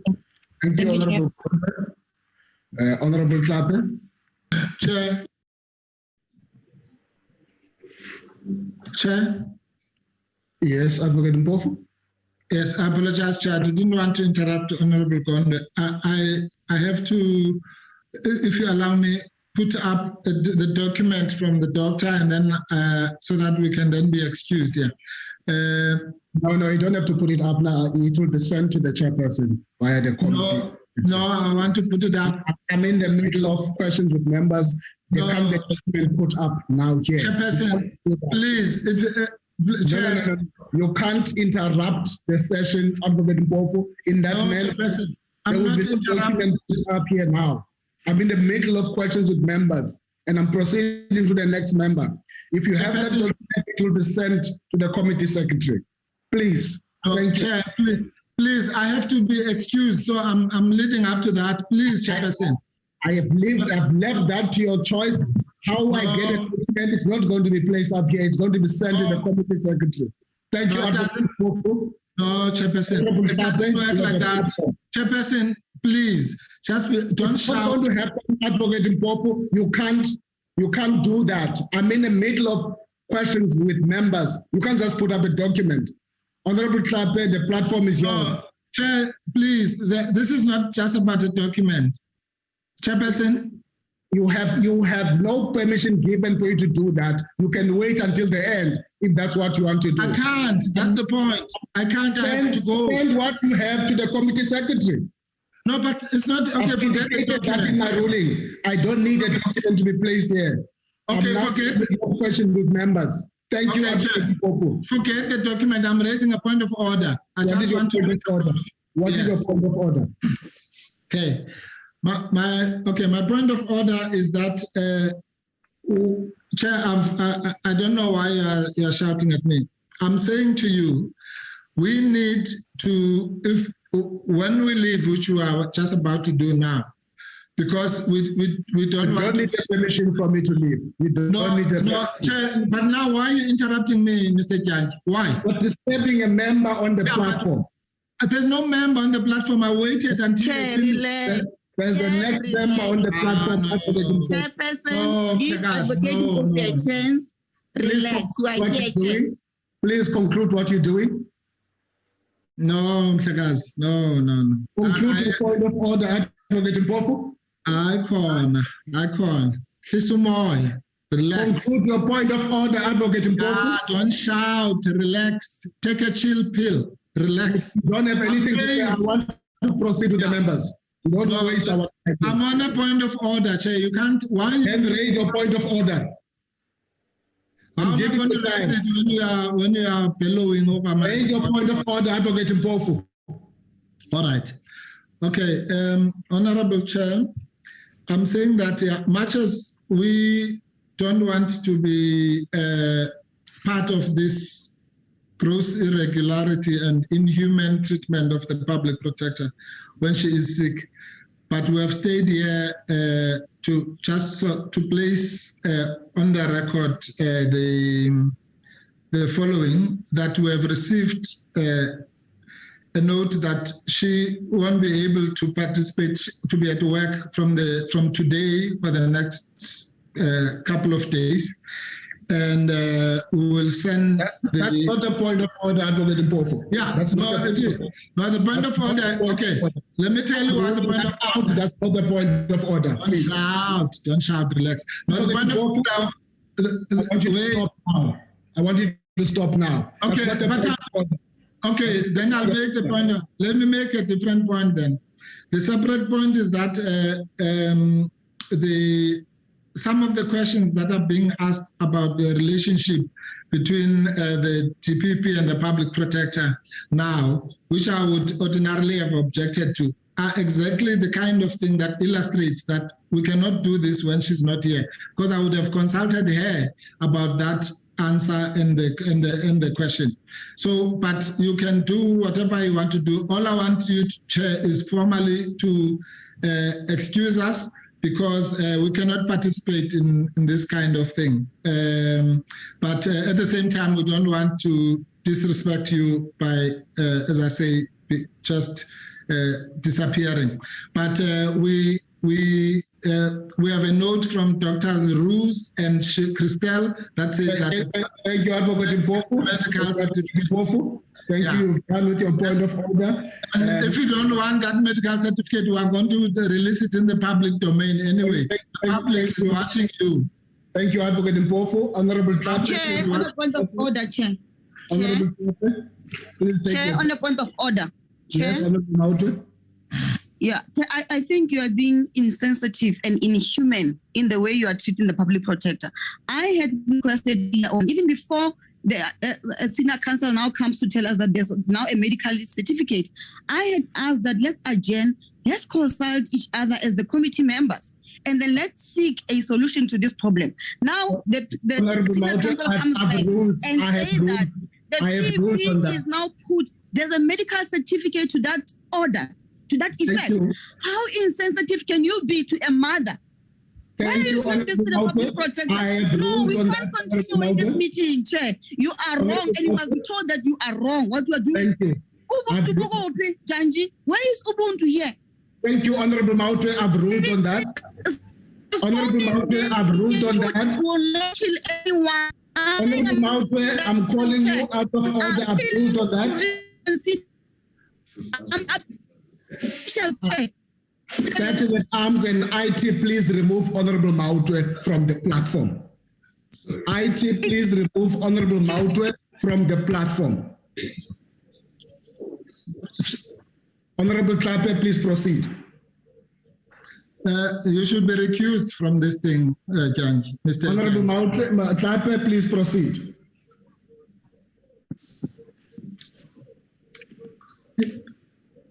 Honorable Janji. I've recognized you, Honorable Tlape. Okay, Honorable Janji. Honorable Nkosi, you next. Honorable Janji. Thank you, Nkosi, next. Thank you. Thank you, Chairperson. And good afternoon, all members. Okay. Good afternoon and goodbye.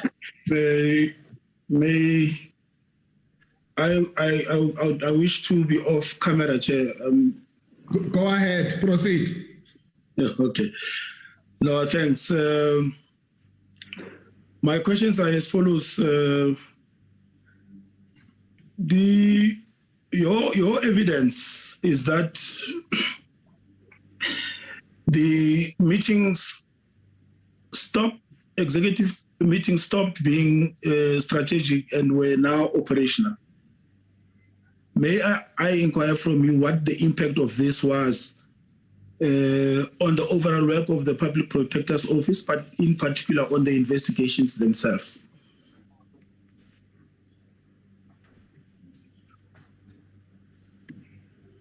Thank you, Honorable Nkosi. Indeed, our meetings became more operational, and in the sense that for us as EMs, that is the time we would have used to dedicate focusing on managing investigations, focusing on the very same issues of project backlog, as opposed to the executive taking over actually the operational work that needed to be done by us. And indeed, to be held accountable where we have not done well as executive, because we are there to assist the executive authority. Because now we have dedicated that time in those meetings. And that is why I have indicated that then the time when we're actually supposed to be doing the actual work is left to the afternoon or even after hours and late into the night, so that we can then still focus on the various investigations, not just on the backlog, because there's a lot that is done on each investigation that need approval at the various levels, from the provinces right up to the requiring the signature of the public protector. Therefore, the more time that we spend on those meetings, because now they have become more operational, and there's a point of emphasis would cover even matters that are not necessarily in the backlog, in that they're still within their time frame. But we are now managing the day-to-day of an investigation, where even at some point all investigators and their provincial representatives must then form part of those meetings to explain on matters that are still active but not necessarily on the backlog.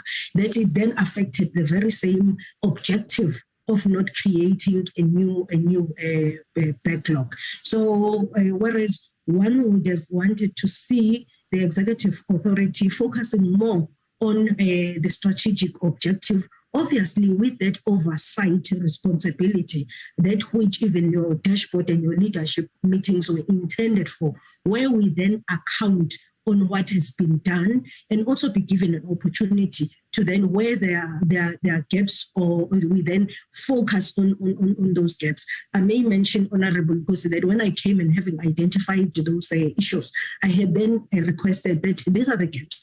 Can I actually then engage with the provinces that I was responsible for? But there was no time for that.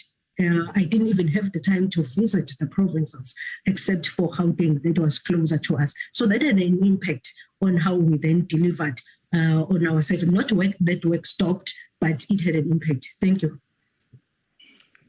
Thank you.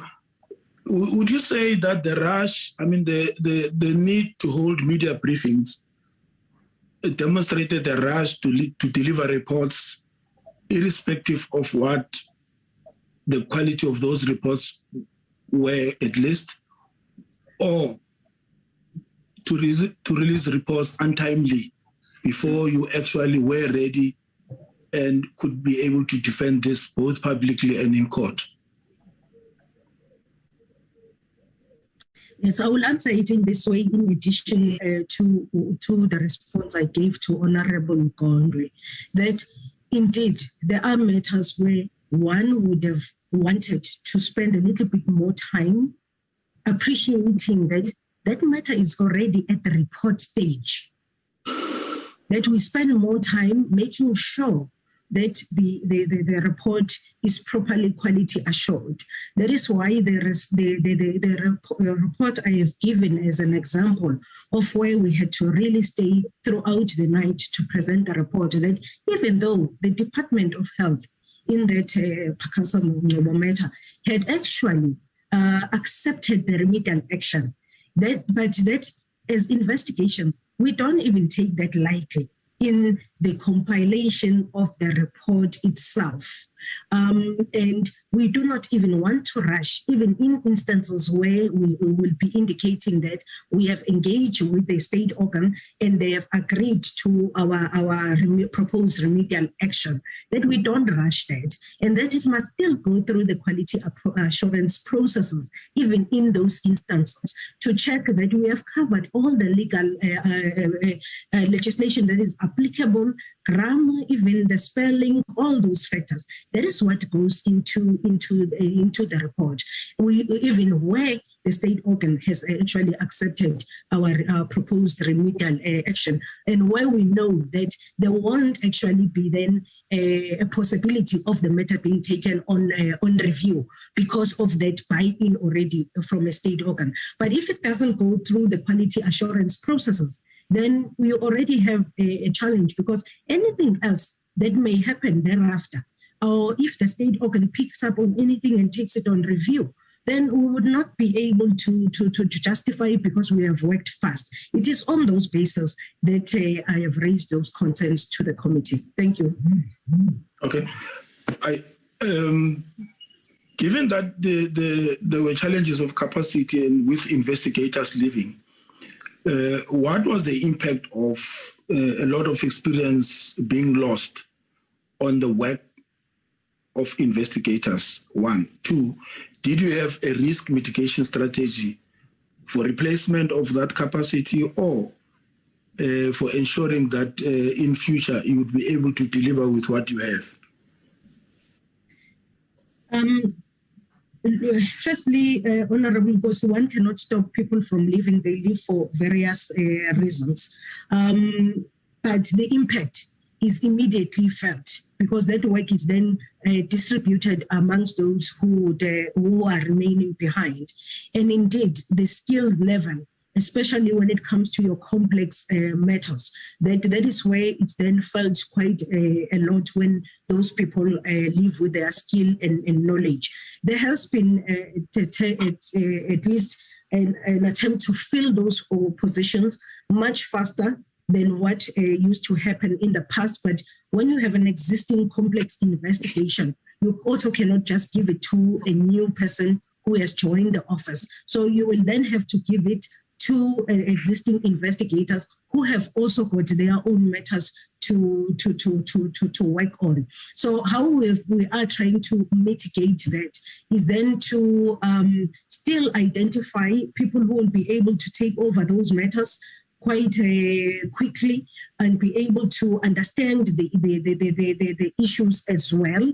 In some instances, we do pair people with other investigators where it's possible to then allocate matters either to investigators who do not have any backlog, because there are investigators who do not have any backlog matters. But again, when you do that, you must also consider whether they have the skill and knowledge to deal with that complex matter and understand the issue and take it up with speed. So those are some of the mitigating interventions that we have put in place.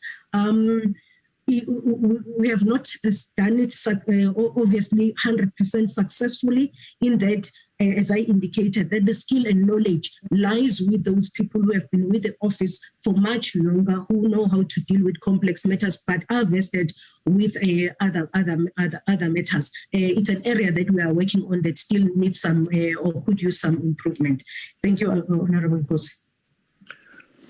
In terms of paragraph 8 of your, paragraph 78 of your affidavit, you indicate that in response to your Audi letter, you made certain proposals to be implemented. Were they done or were they ignored?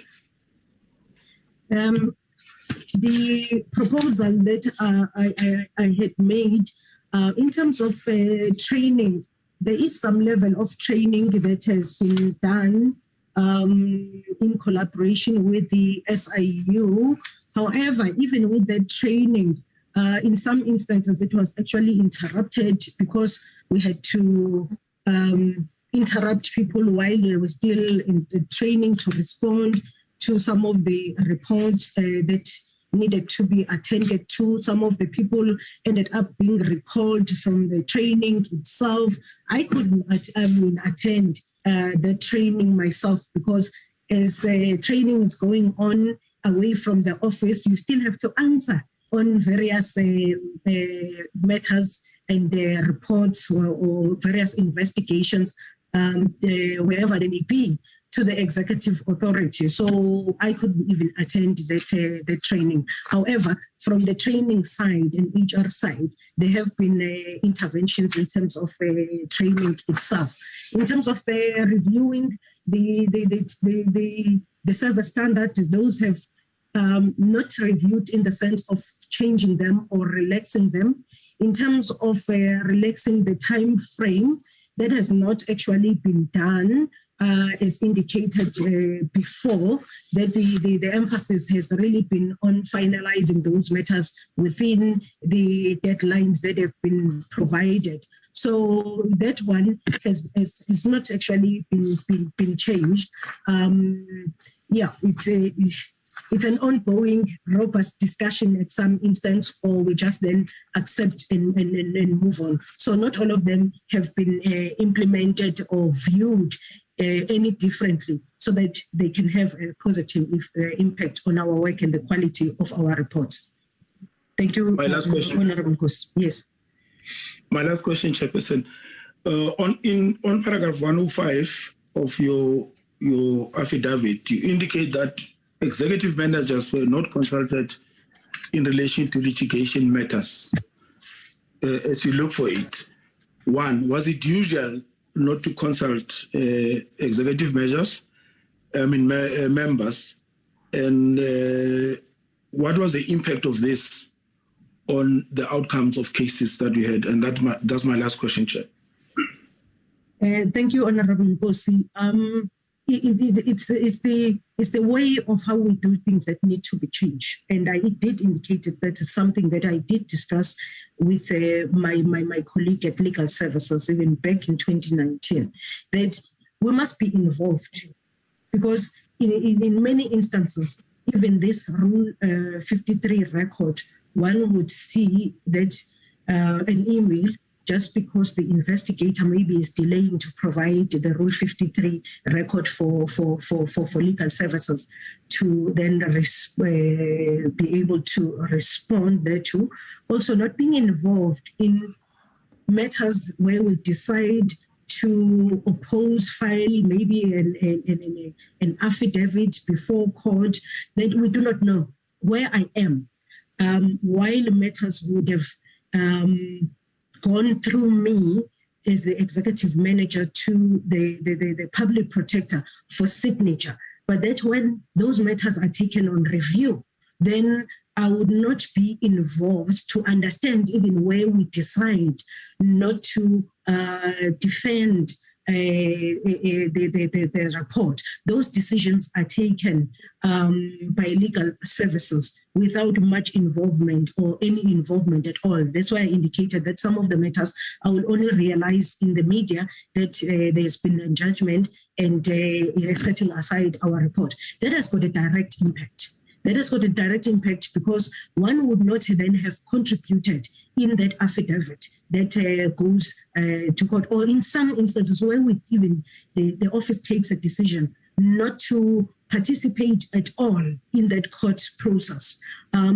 In some instances, one would be told afterwards that no, we then left it to the court to decide. And we say, but we could also assist the court because we conducted an investigation.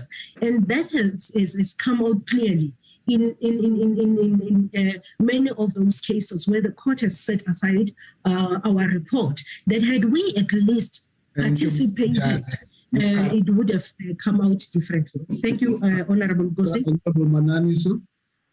Just one question, Chair. You said that's your last question. Oh, okay.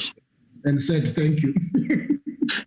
No, I just want to check whether she thinks that approach was it not reckless really to go to court with knowing that there are a lot of positives in your submissions.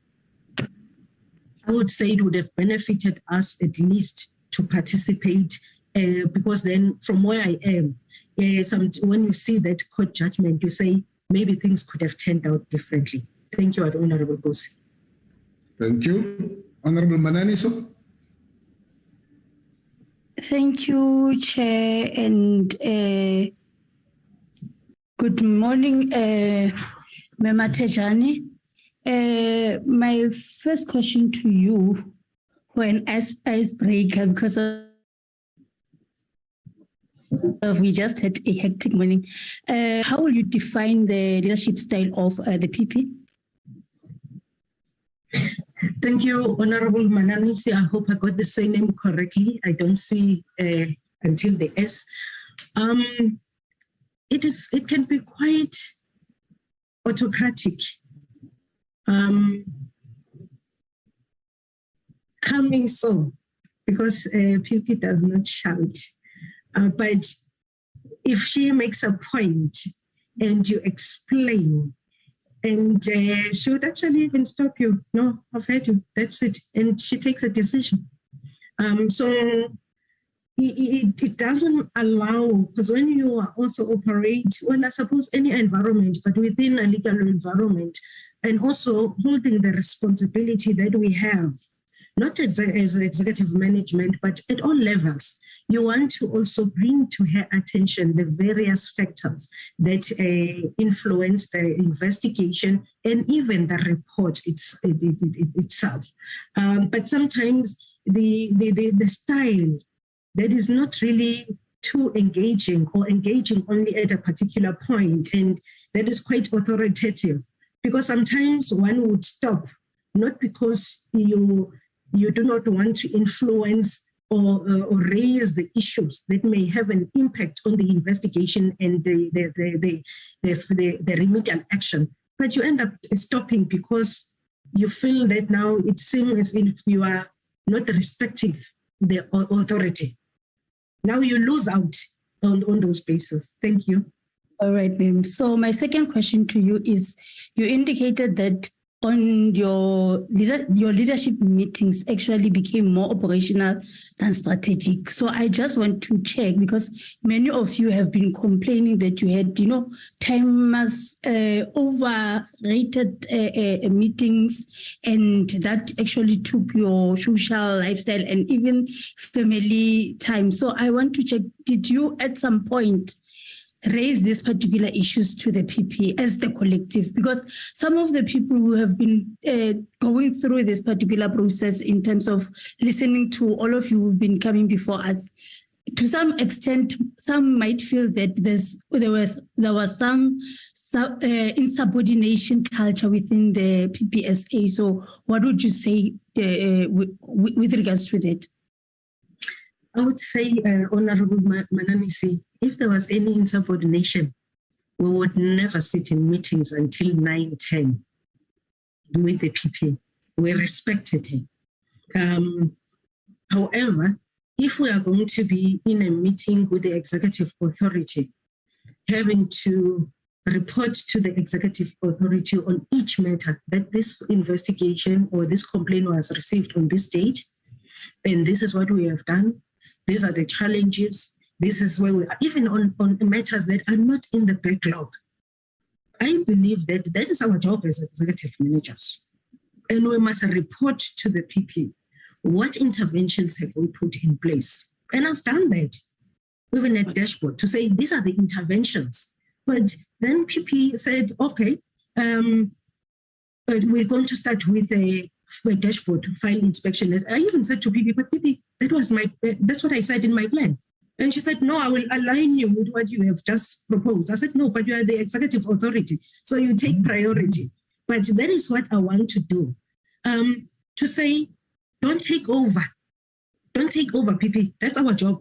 Hold us accountable, but that's our job. Because if we have to sit in meetings explaining what we have not done, but you are not giving us an opportunity to do it and hold us accountable, if we don't achieve that, then it's problematic in how we actually then perform and deliver on our duties as executive manager, and holding even your PRs and everybody else, right down to the investigator, accountable. We've raised that. We have raised it in meetings. We've raised it as individuals as well. And that is why when I was acting at investigations, I said, okay, I'm going back to my portfolio. Let me rather be disciplined for not achieving or based on what I applied for, because then you are held on those deadlines. But we have raised it, Honorable Mananis. Thank you. Okay, ma'am. I think some of the members, Honorable Gondwe, asked about what you stated on paragraph 34 on unrealistic deadline. So I just want to check with you.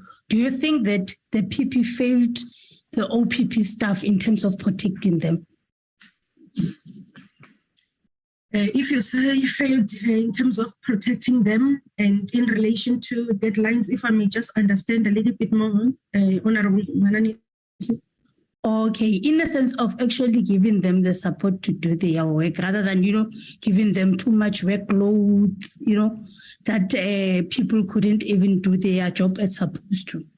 So in sorry for interjecting. Well, the issue of workload is really not dependent on the PP, because the workload is guided by the complaints that the office receives. And it's at some point, really, it's a question of which really comes first. For me, I have indicated that when I joined, there were already matters that were in the backlog.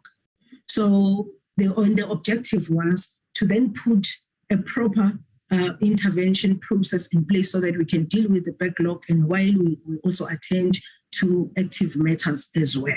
So if in that sense, if already you are held based on deadlines that were made even before you joined the office, on matters that were old, not even matters that were about to age, the matters that have already age, then in that sense, you are not creating that environment where one can then change the situation, influence the situation around. So for me, it's on those bases that I say things could have been done differently.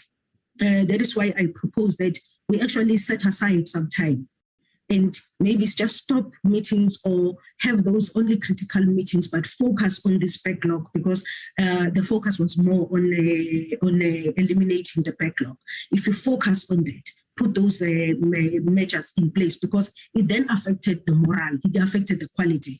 It made, yes, people feel that they were not protected because the PP was not understanding the circumstances. You've got to accept when we have a backlog that indeed we have a backlog. You've got to look at what caused the backlog. You've got to put measures in place then to deal with the backlog. That would have a more productive approach as far as I'm concerned. Thank you, Honorable Manat. Okay, Member Thejane, we have learned to know that there's a wellness program in the institution. So I just want you to actually indicate to us what measures were currently in place and were they used effectively by you as staff? And do you think that there's a need of actually changing the wellness program in the institution so that the workers are able to get necessary support as it when they need it? Like we got to a sense that some were even had to be on sick for long leaves on the basis that they couldn't take it anymore. So do you think there's a need of changing that particular employee wellness program? And is it effective now or not? Thank you, Honorable Mananis. Yes, there is a wellness program and it is used, maybe not as much as we would want to see people using it and benefiting from it, but it is used. In fact, in terms of the reports that we have received from the service provider, our office is above industry norm in terms of the cases that they have had to deal with that have affected mental health of the employees within PPSA. We are well above the industry norm. That would then tell you, yes, one, we are happy that there is utilization of the wellness program and that people who are affected in various ways, both personally and based on the work and the manner in which we are working, are utilizing the service, but also we are concerned at all levels, but also we understand why when it comes to issues like mental health, we've been found to be even above the industry norm in terms of the reported matters of the effect on the mental health or wellness of PPSA staff. So is it effective? Yes. It can be even more further utilized so that we can benefit even fully on the program itself. Okay, then my last question, ma'am, to you, it's with regards to the understanding of organizational behavioral change in the institution. Do you think there's a need of that in the PPSA? Yes, there is a need. The culture. Yes, I came into a culture shock. And I communicated that to my colleagues, having been here before. It was a different culture altogether. Yes, we worked. There will be challenges. Yes, there will be issues of performance, poor performance. That is ordinary in any workplace. But I came to a culture shock because I left a very high-profile institution. But things had changed in how we've been doing things, in how we've been operating as an office. It needs change at various levels. And for each person at each level to also assume responsibility for their role and what they need to perform, not just for the institution, for the community that we serve, because we are accountable to the Constitution and the people of South Africa. Thank you. Thank you, Honorable Mananiso. Thank you. Honorable Siwela. Thank you, Chairperson. Greetings to Sis Nelisiwe. I have got few questions to ask. The first one is on paragraph 78. No, I'm sorry. This one was asked by one of our members. I will jump it. I will come to this one. You and other executive managers have given evidence that you were required to attend the dashboard meetings that could last 2 to 3 days, which meant you needed to prepare for these meetings and left you with limited time to do your work. Will you agree that you are not able to be effective and efficient with all the demands required? That's my first question, sis. Thank you. Can I respond?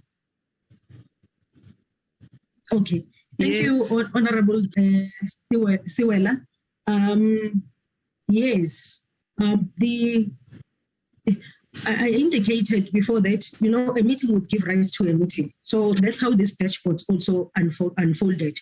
That we would report a dashboard and then the longer dashboard now that needed preparation. And would not be effective because once the scope of the dashboard extends, then you have to drop everything. Because of the approval processes, as I indicated, that from the investigator to the senior investigator, to the provincial representative, and ultimately to the COO. So everybody along the chain, as we then have to prepare for dashboard, mindful of the fact that there are other competing activities. You could be attending a meeting, attending to a report, attending to a 7-9, because you must juggle all these activities. So you have to prepare for this dashboard, make sure that the updates are proper updates before they get submitted to the PP. So that did not make us effective because it's all a rush. It's all a rush. Some of these meetings, as you engage with the COO, Mr. Mohalaba, will be sitting around 12 a.m. just to also take him through so that he can also understand what is it that we'll be presenting at a dashboard, mindful of the extended scope of a dashboard. As I indicated, that dashboard started as smaller, but then it expanded to include various cases. I won't repeat that. But then the effectiveness was then reduced and affected in terms of the other operations, because then when you get a gap, you must attend to the other activities also. You must still respond to a complainant who says, but I want an update on my matter at all various levels. So indeed, it affected the effectiveness of how we operated. Thank you, Honorable Siwe. Thank you, Ceci. And then the next question is in relation with tools of trade. It is a common cause that tools of trade create an enable environment for optimal performance. Leadership requires foresight. This should have been known. Can you comment on this one? Why investigators did not have tools of trade? This could also have allowed the staff to work at home or to work from home and not be constrained in the office. Can you comment on that one, sis? Thank you, Honorable Siwela. Tools of trade were there. And also, due to financial constraints, I think at that time, I can't really speak much in terms of the decisions that were made for not providing the laptops, the data for investigators so that they can continue working from home. So the tools of trade per se, they were there. It's just that they did not anticipate the pandemic like COVID-19. And maybe, yes, at that point, there was a lack of foresight, but also I cannot attribute this to the public protector. Even back in the days, the tools of trade have been really more desktops as opposed to laptops for particular levels. So that has COVID-19 really had to open our eyes that we need to do things differently and still remain productive. So it was and unfortunately, it was a rude wake-up call.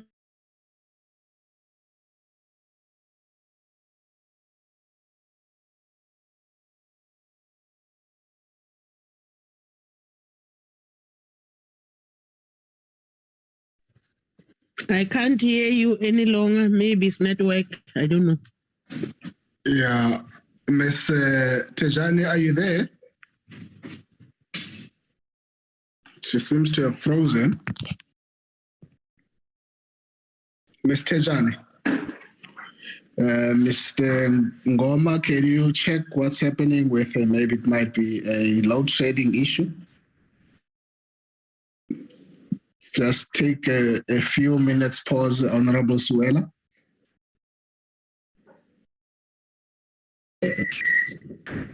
Chair, she's just sent a message saying there's load shedding. Okay. I seem to think that there is a generator at the PPSA, and can you give me a few minutes, Chair, just to establish that she will come back on? We will do that. Thank you. Thank you.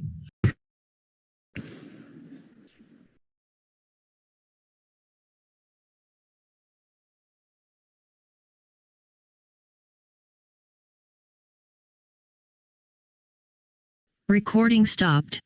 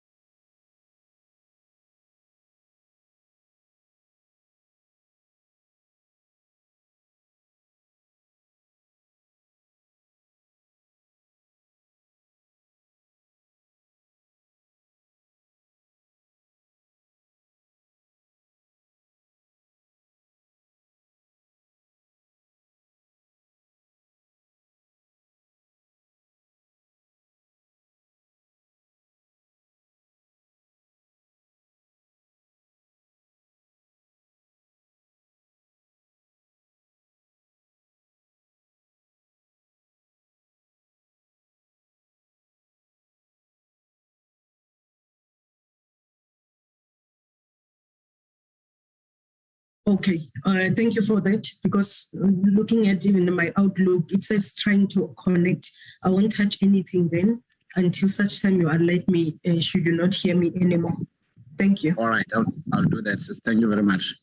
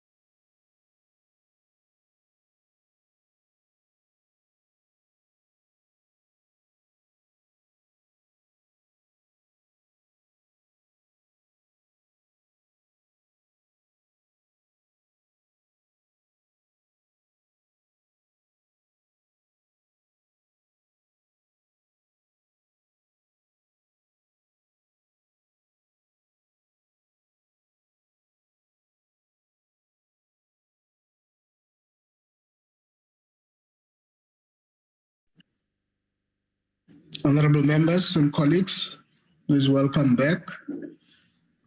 We resume Recording in progress. our session. Honorable Suela and Ms. Thejane, please continue. Thank you, Chairperson. Nelisiwe, I think these are the last two questions. The first one is this one. Did the public protector stop imposing her own deadlines, and were provincial reps and investigators included in setting those deadlines? Thank you, Honorable Siwela, and my apologies for that interruption.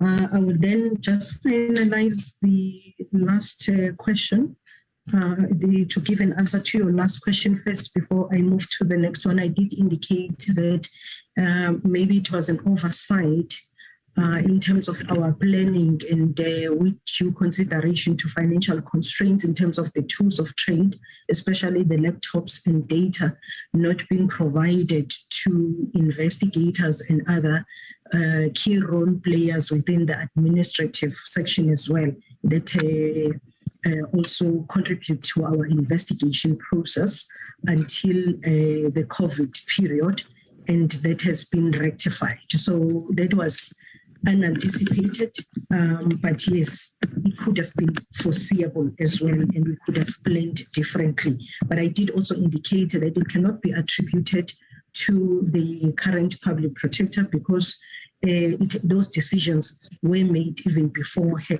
time. I do believe some people were provided with laptops, and data was an issue that was really highlighted in the advent of COVID at the time. Then, Honorable Siwela, moving to your next question, the issue of inputs and deadlines, well, it never changed. It never changed, honestly. In the response to the PP would always those matters are old. And the provincial representatives and the investigators will only form part of that decision making where they were invited to those dashboard meetings or file inspections. And it was not all of them that they were invited to those dashboard meetings. The longer ones where we then had to prepare those memos, then they participated. But it was the same kind of approach in that then the conversation would still be what product by when. And if a date is proposed, it was really at the behest of the public protector whether that date is acceptable or not. So in many of those instances, it still continued that the PP would not accept the date and highlighting that the matter is old, if it's an old matter, and then a particular date that would be imposed. So it's something that we were used to. And as indicated, it's something that would also work towards the date, because I don't want to create an impression before the committee that just because we were not in agreement with the date that is imposed upon us, we will then sit back because we knew that at the next meeting we would say, but that date was unreasonable. We would still work towards the date and indicate why it was not achieved, where it was not achieved. In some instances, we would be able to achieve those time frames. Thank you, Honorable. Thank you. Then the last question is this one. The manner in which investigations were done and concluded, which we have established was of substance quality. Do you think this may have had a far-reaching remedial action for implicated parties that were unfair and unreasonable? Thank you, Honorable Siwela. It's quite a difficult question in the sense that when you work with what you have at the time and having to produce the product, the remedial action that is then made in that report may seem reasonable enough. But if you are given more time to still look at the matter thoroughly, and that is why I'm saying compromising this issue of quality assurance at various levels, you will end up not picking up on certain issues that you should have included in the report, and how you have maybe analyzed the evidence, because sometimes it comes to analyzing that evidence and the legal framework that you work within to arrive at that remedial action. Because when the court would say, but your remedial action is irrational, whether you agree or not, it means something has not gone right. So in terms of how it has compromised the remedial action, especially in those matters that have been before court, then indeed it has been compromised. Whether we agree with the court or not, because in some instances we may not agree with the court, but yes, it may have amounted to a different remedial action, but based on what we would have had at that time, that would have been the appropriate remedial action in many instances. Thank you, Honorable Senior. Thank you, Ceci. Thank you, Chairperson. That was my last question. Thank you, Honorable Suela. Honorable Mkweba. And can Honorable Mananiso mute, please?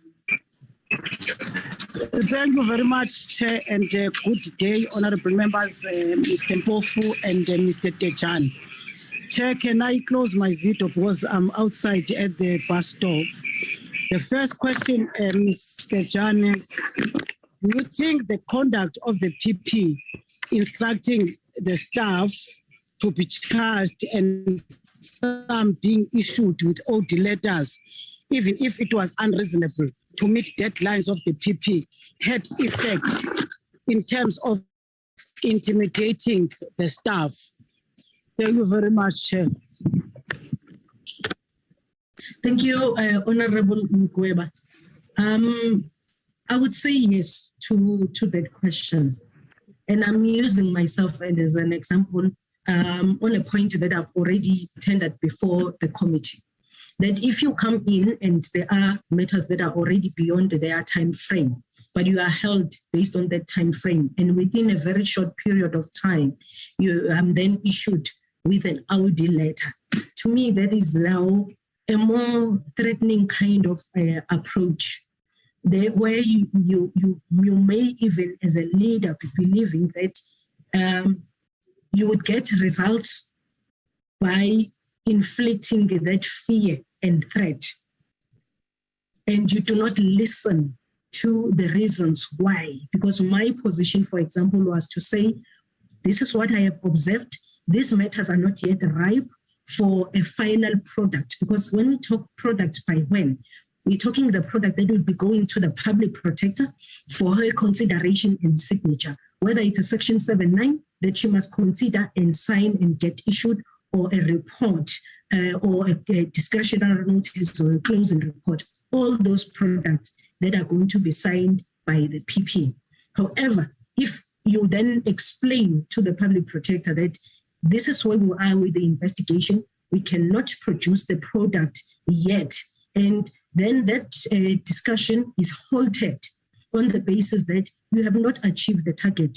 Do not then explain, instead of engaging on those results, the internal issues or processes that I referred to in my affidavit. And then an instruction will be given, while you are even seated in that meeting, an instruction will be given to the CEO or the COO for audits. Now, it creates that environment already where of fear, and it became a culture that we knew even as we were going to these meetings, that audits will be issued because we have not achieved, and there will be no opportunity for PP to objectively listen to the reasons why that matter has not reached that product, because of what still needs to be done on the investigation, so that we can ensure the quality and that it can stand the test of the courts. Because I did indicate that it's not only for the geared at presentation and signature of the PP. That was the one was easy, because you will submit and you know that the PP would sign. But will it stand the test of the court? Now, that is not really, we have a responsibility as a public protector, including the PP, to ensure that our remedial action, binding as it is, but it's based on fact, it's based on the law and correct application of that law. But yes, indeed, it created that culture of fear, that culture of victimization, that if I don't produce and I don't submit, I know that I will get an Audi. And that Audi will eventually translate to being charged for not delivering on time. The first time I heard about the term malicious compliance was in this office, because people will submit for the sake of submitting, and they will say, I've submitted. And then at the next level, the EM must explain, why have you not submitted if your reporting line has submitted to you? The discussions were about that, instead of what is the quality of what you have submitted. And I would say to people, they have submitted what? Because the quality is so poor that I have sent it back, or I have to send it back. But because then you are held to that deadline, now it means you have not met the deadline. Thank you, Chair, and thank you, Honorable Mkhweba. Thank you. Thank you, Ms. Thank you, Ma'am Thejane. The last question, in paragraph 98 in your affidavit, you have said there was limited time to conclude reports, which impacted the quality thereof. Do you think this had the effect of weakening the office of the PP? If yes, why do you believe so? Thank you very much, Chair and Ma'am Thejane. Thank you, Honorable Mkhweba. Yes, indeed, there was limited time. We were rushing, especially those critical, complex investigations that we know that they've got so much impact. We don't trivialize any matter. It can be a simple social grant matter, but we must do a proper investigation, because we also have a responsibility, especially when we make adverse findings. Those adverse findings affect various people depending on the nature of the investigation and that remedial action that is already binding, because we are then instructing the state organ on what needs to be done, but also what we want to influence in terms of good governance. and in terms of holding public administration accountable, in terms of influencing change in how those the public administration is actually also operate and how they deliver to the to the South Africans. So when you rush, and it's embarrassing even for us and for me to say, yes, there are reports where you would say, yeah, what happened? And we would acknowledge that indeed it's because we were rushing. There would be meetings that are called afterwards to look at why did we lose these matters? What has the court said to us? What have we missed? And in some of those instances, we will actually accept that there is something that we missed had we then done our work properly. Thank you, Honorable Mgweba. Thank you.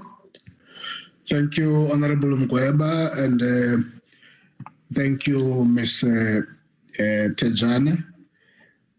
Honorable Mgweba would have been the last member to ask a question. Just to indicate to you that what is outstanding is cross-examination. As I indicated earlier, it will take place on the 21st, and therefore, for now, we're going to pause with you until we conclude that cross-examination on the 21st of September. We want to thank you for today, for coming and availing yourself with questions with members. And on that note, honorable members and colleagues, we're going to pause for today and resume tomorrow with a different witness, again at 9 o'clock, as I had indicated in my ruling earlier on. So without wasting any of your time, the hearing is now adjourned for the day. Thank you. Thank you, Chairperson, and my apologies for what happened this morning to you and the members. Thank you.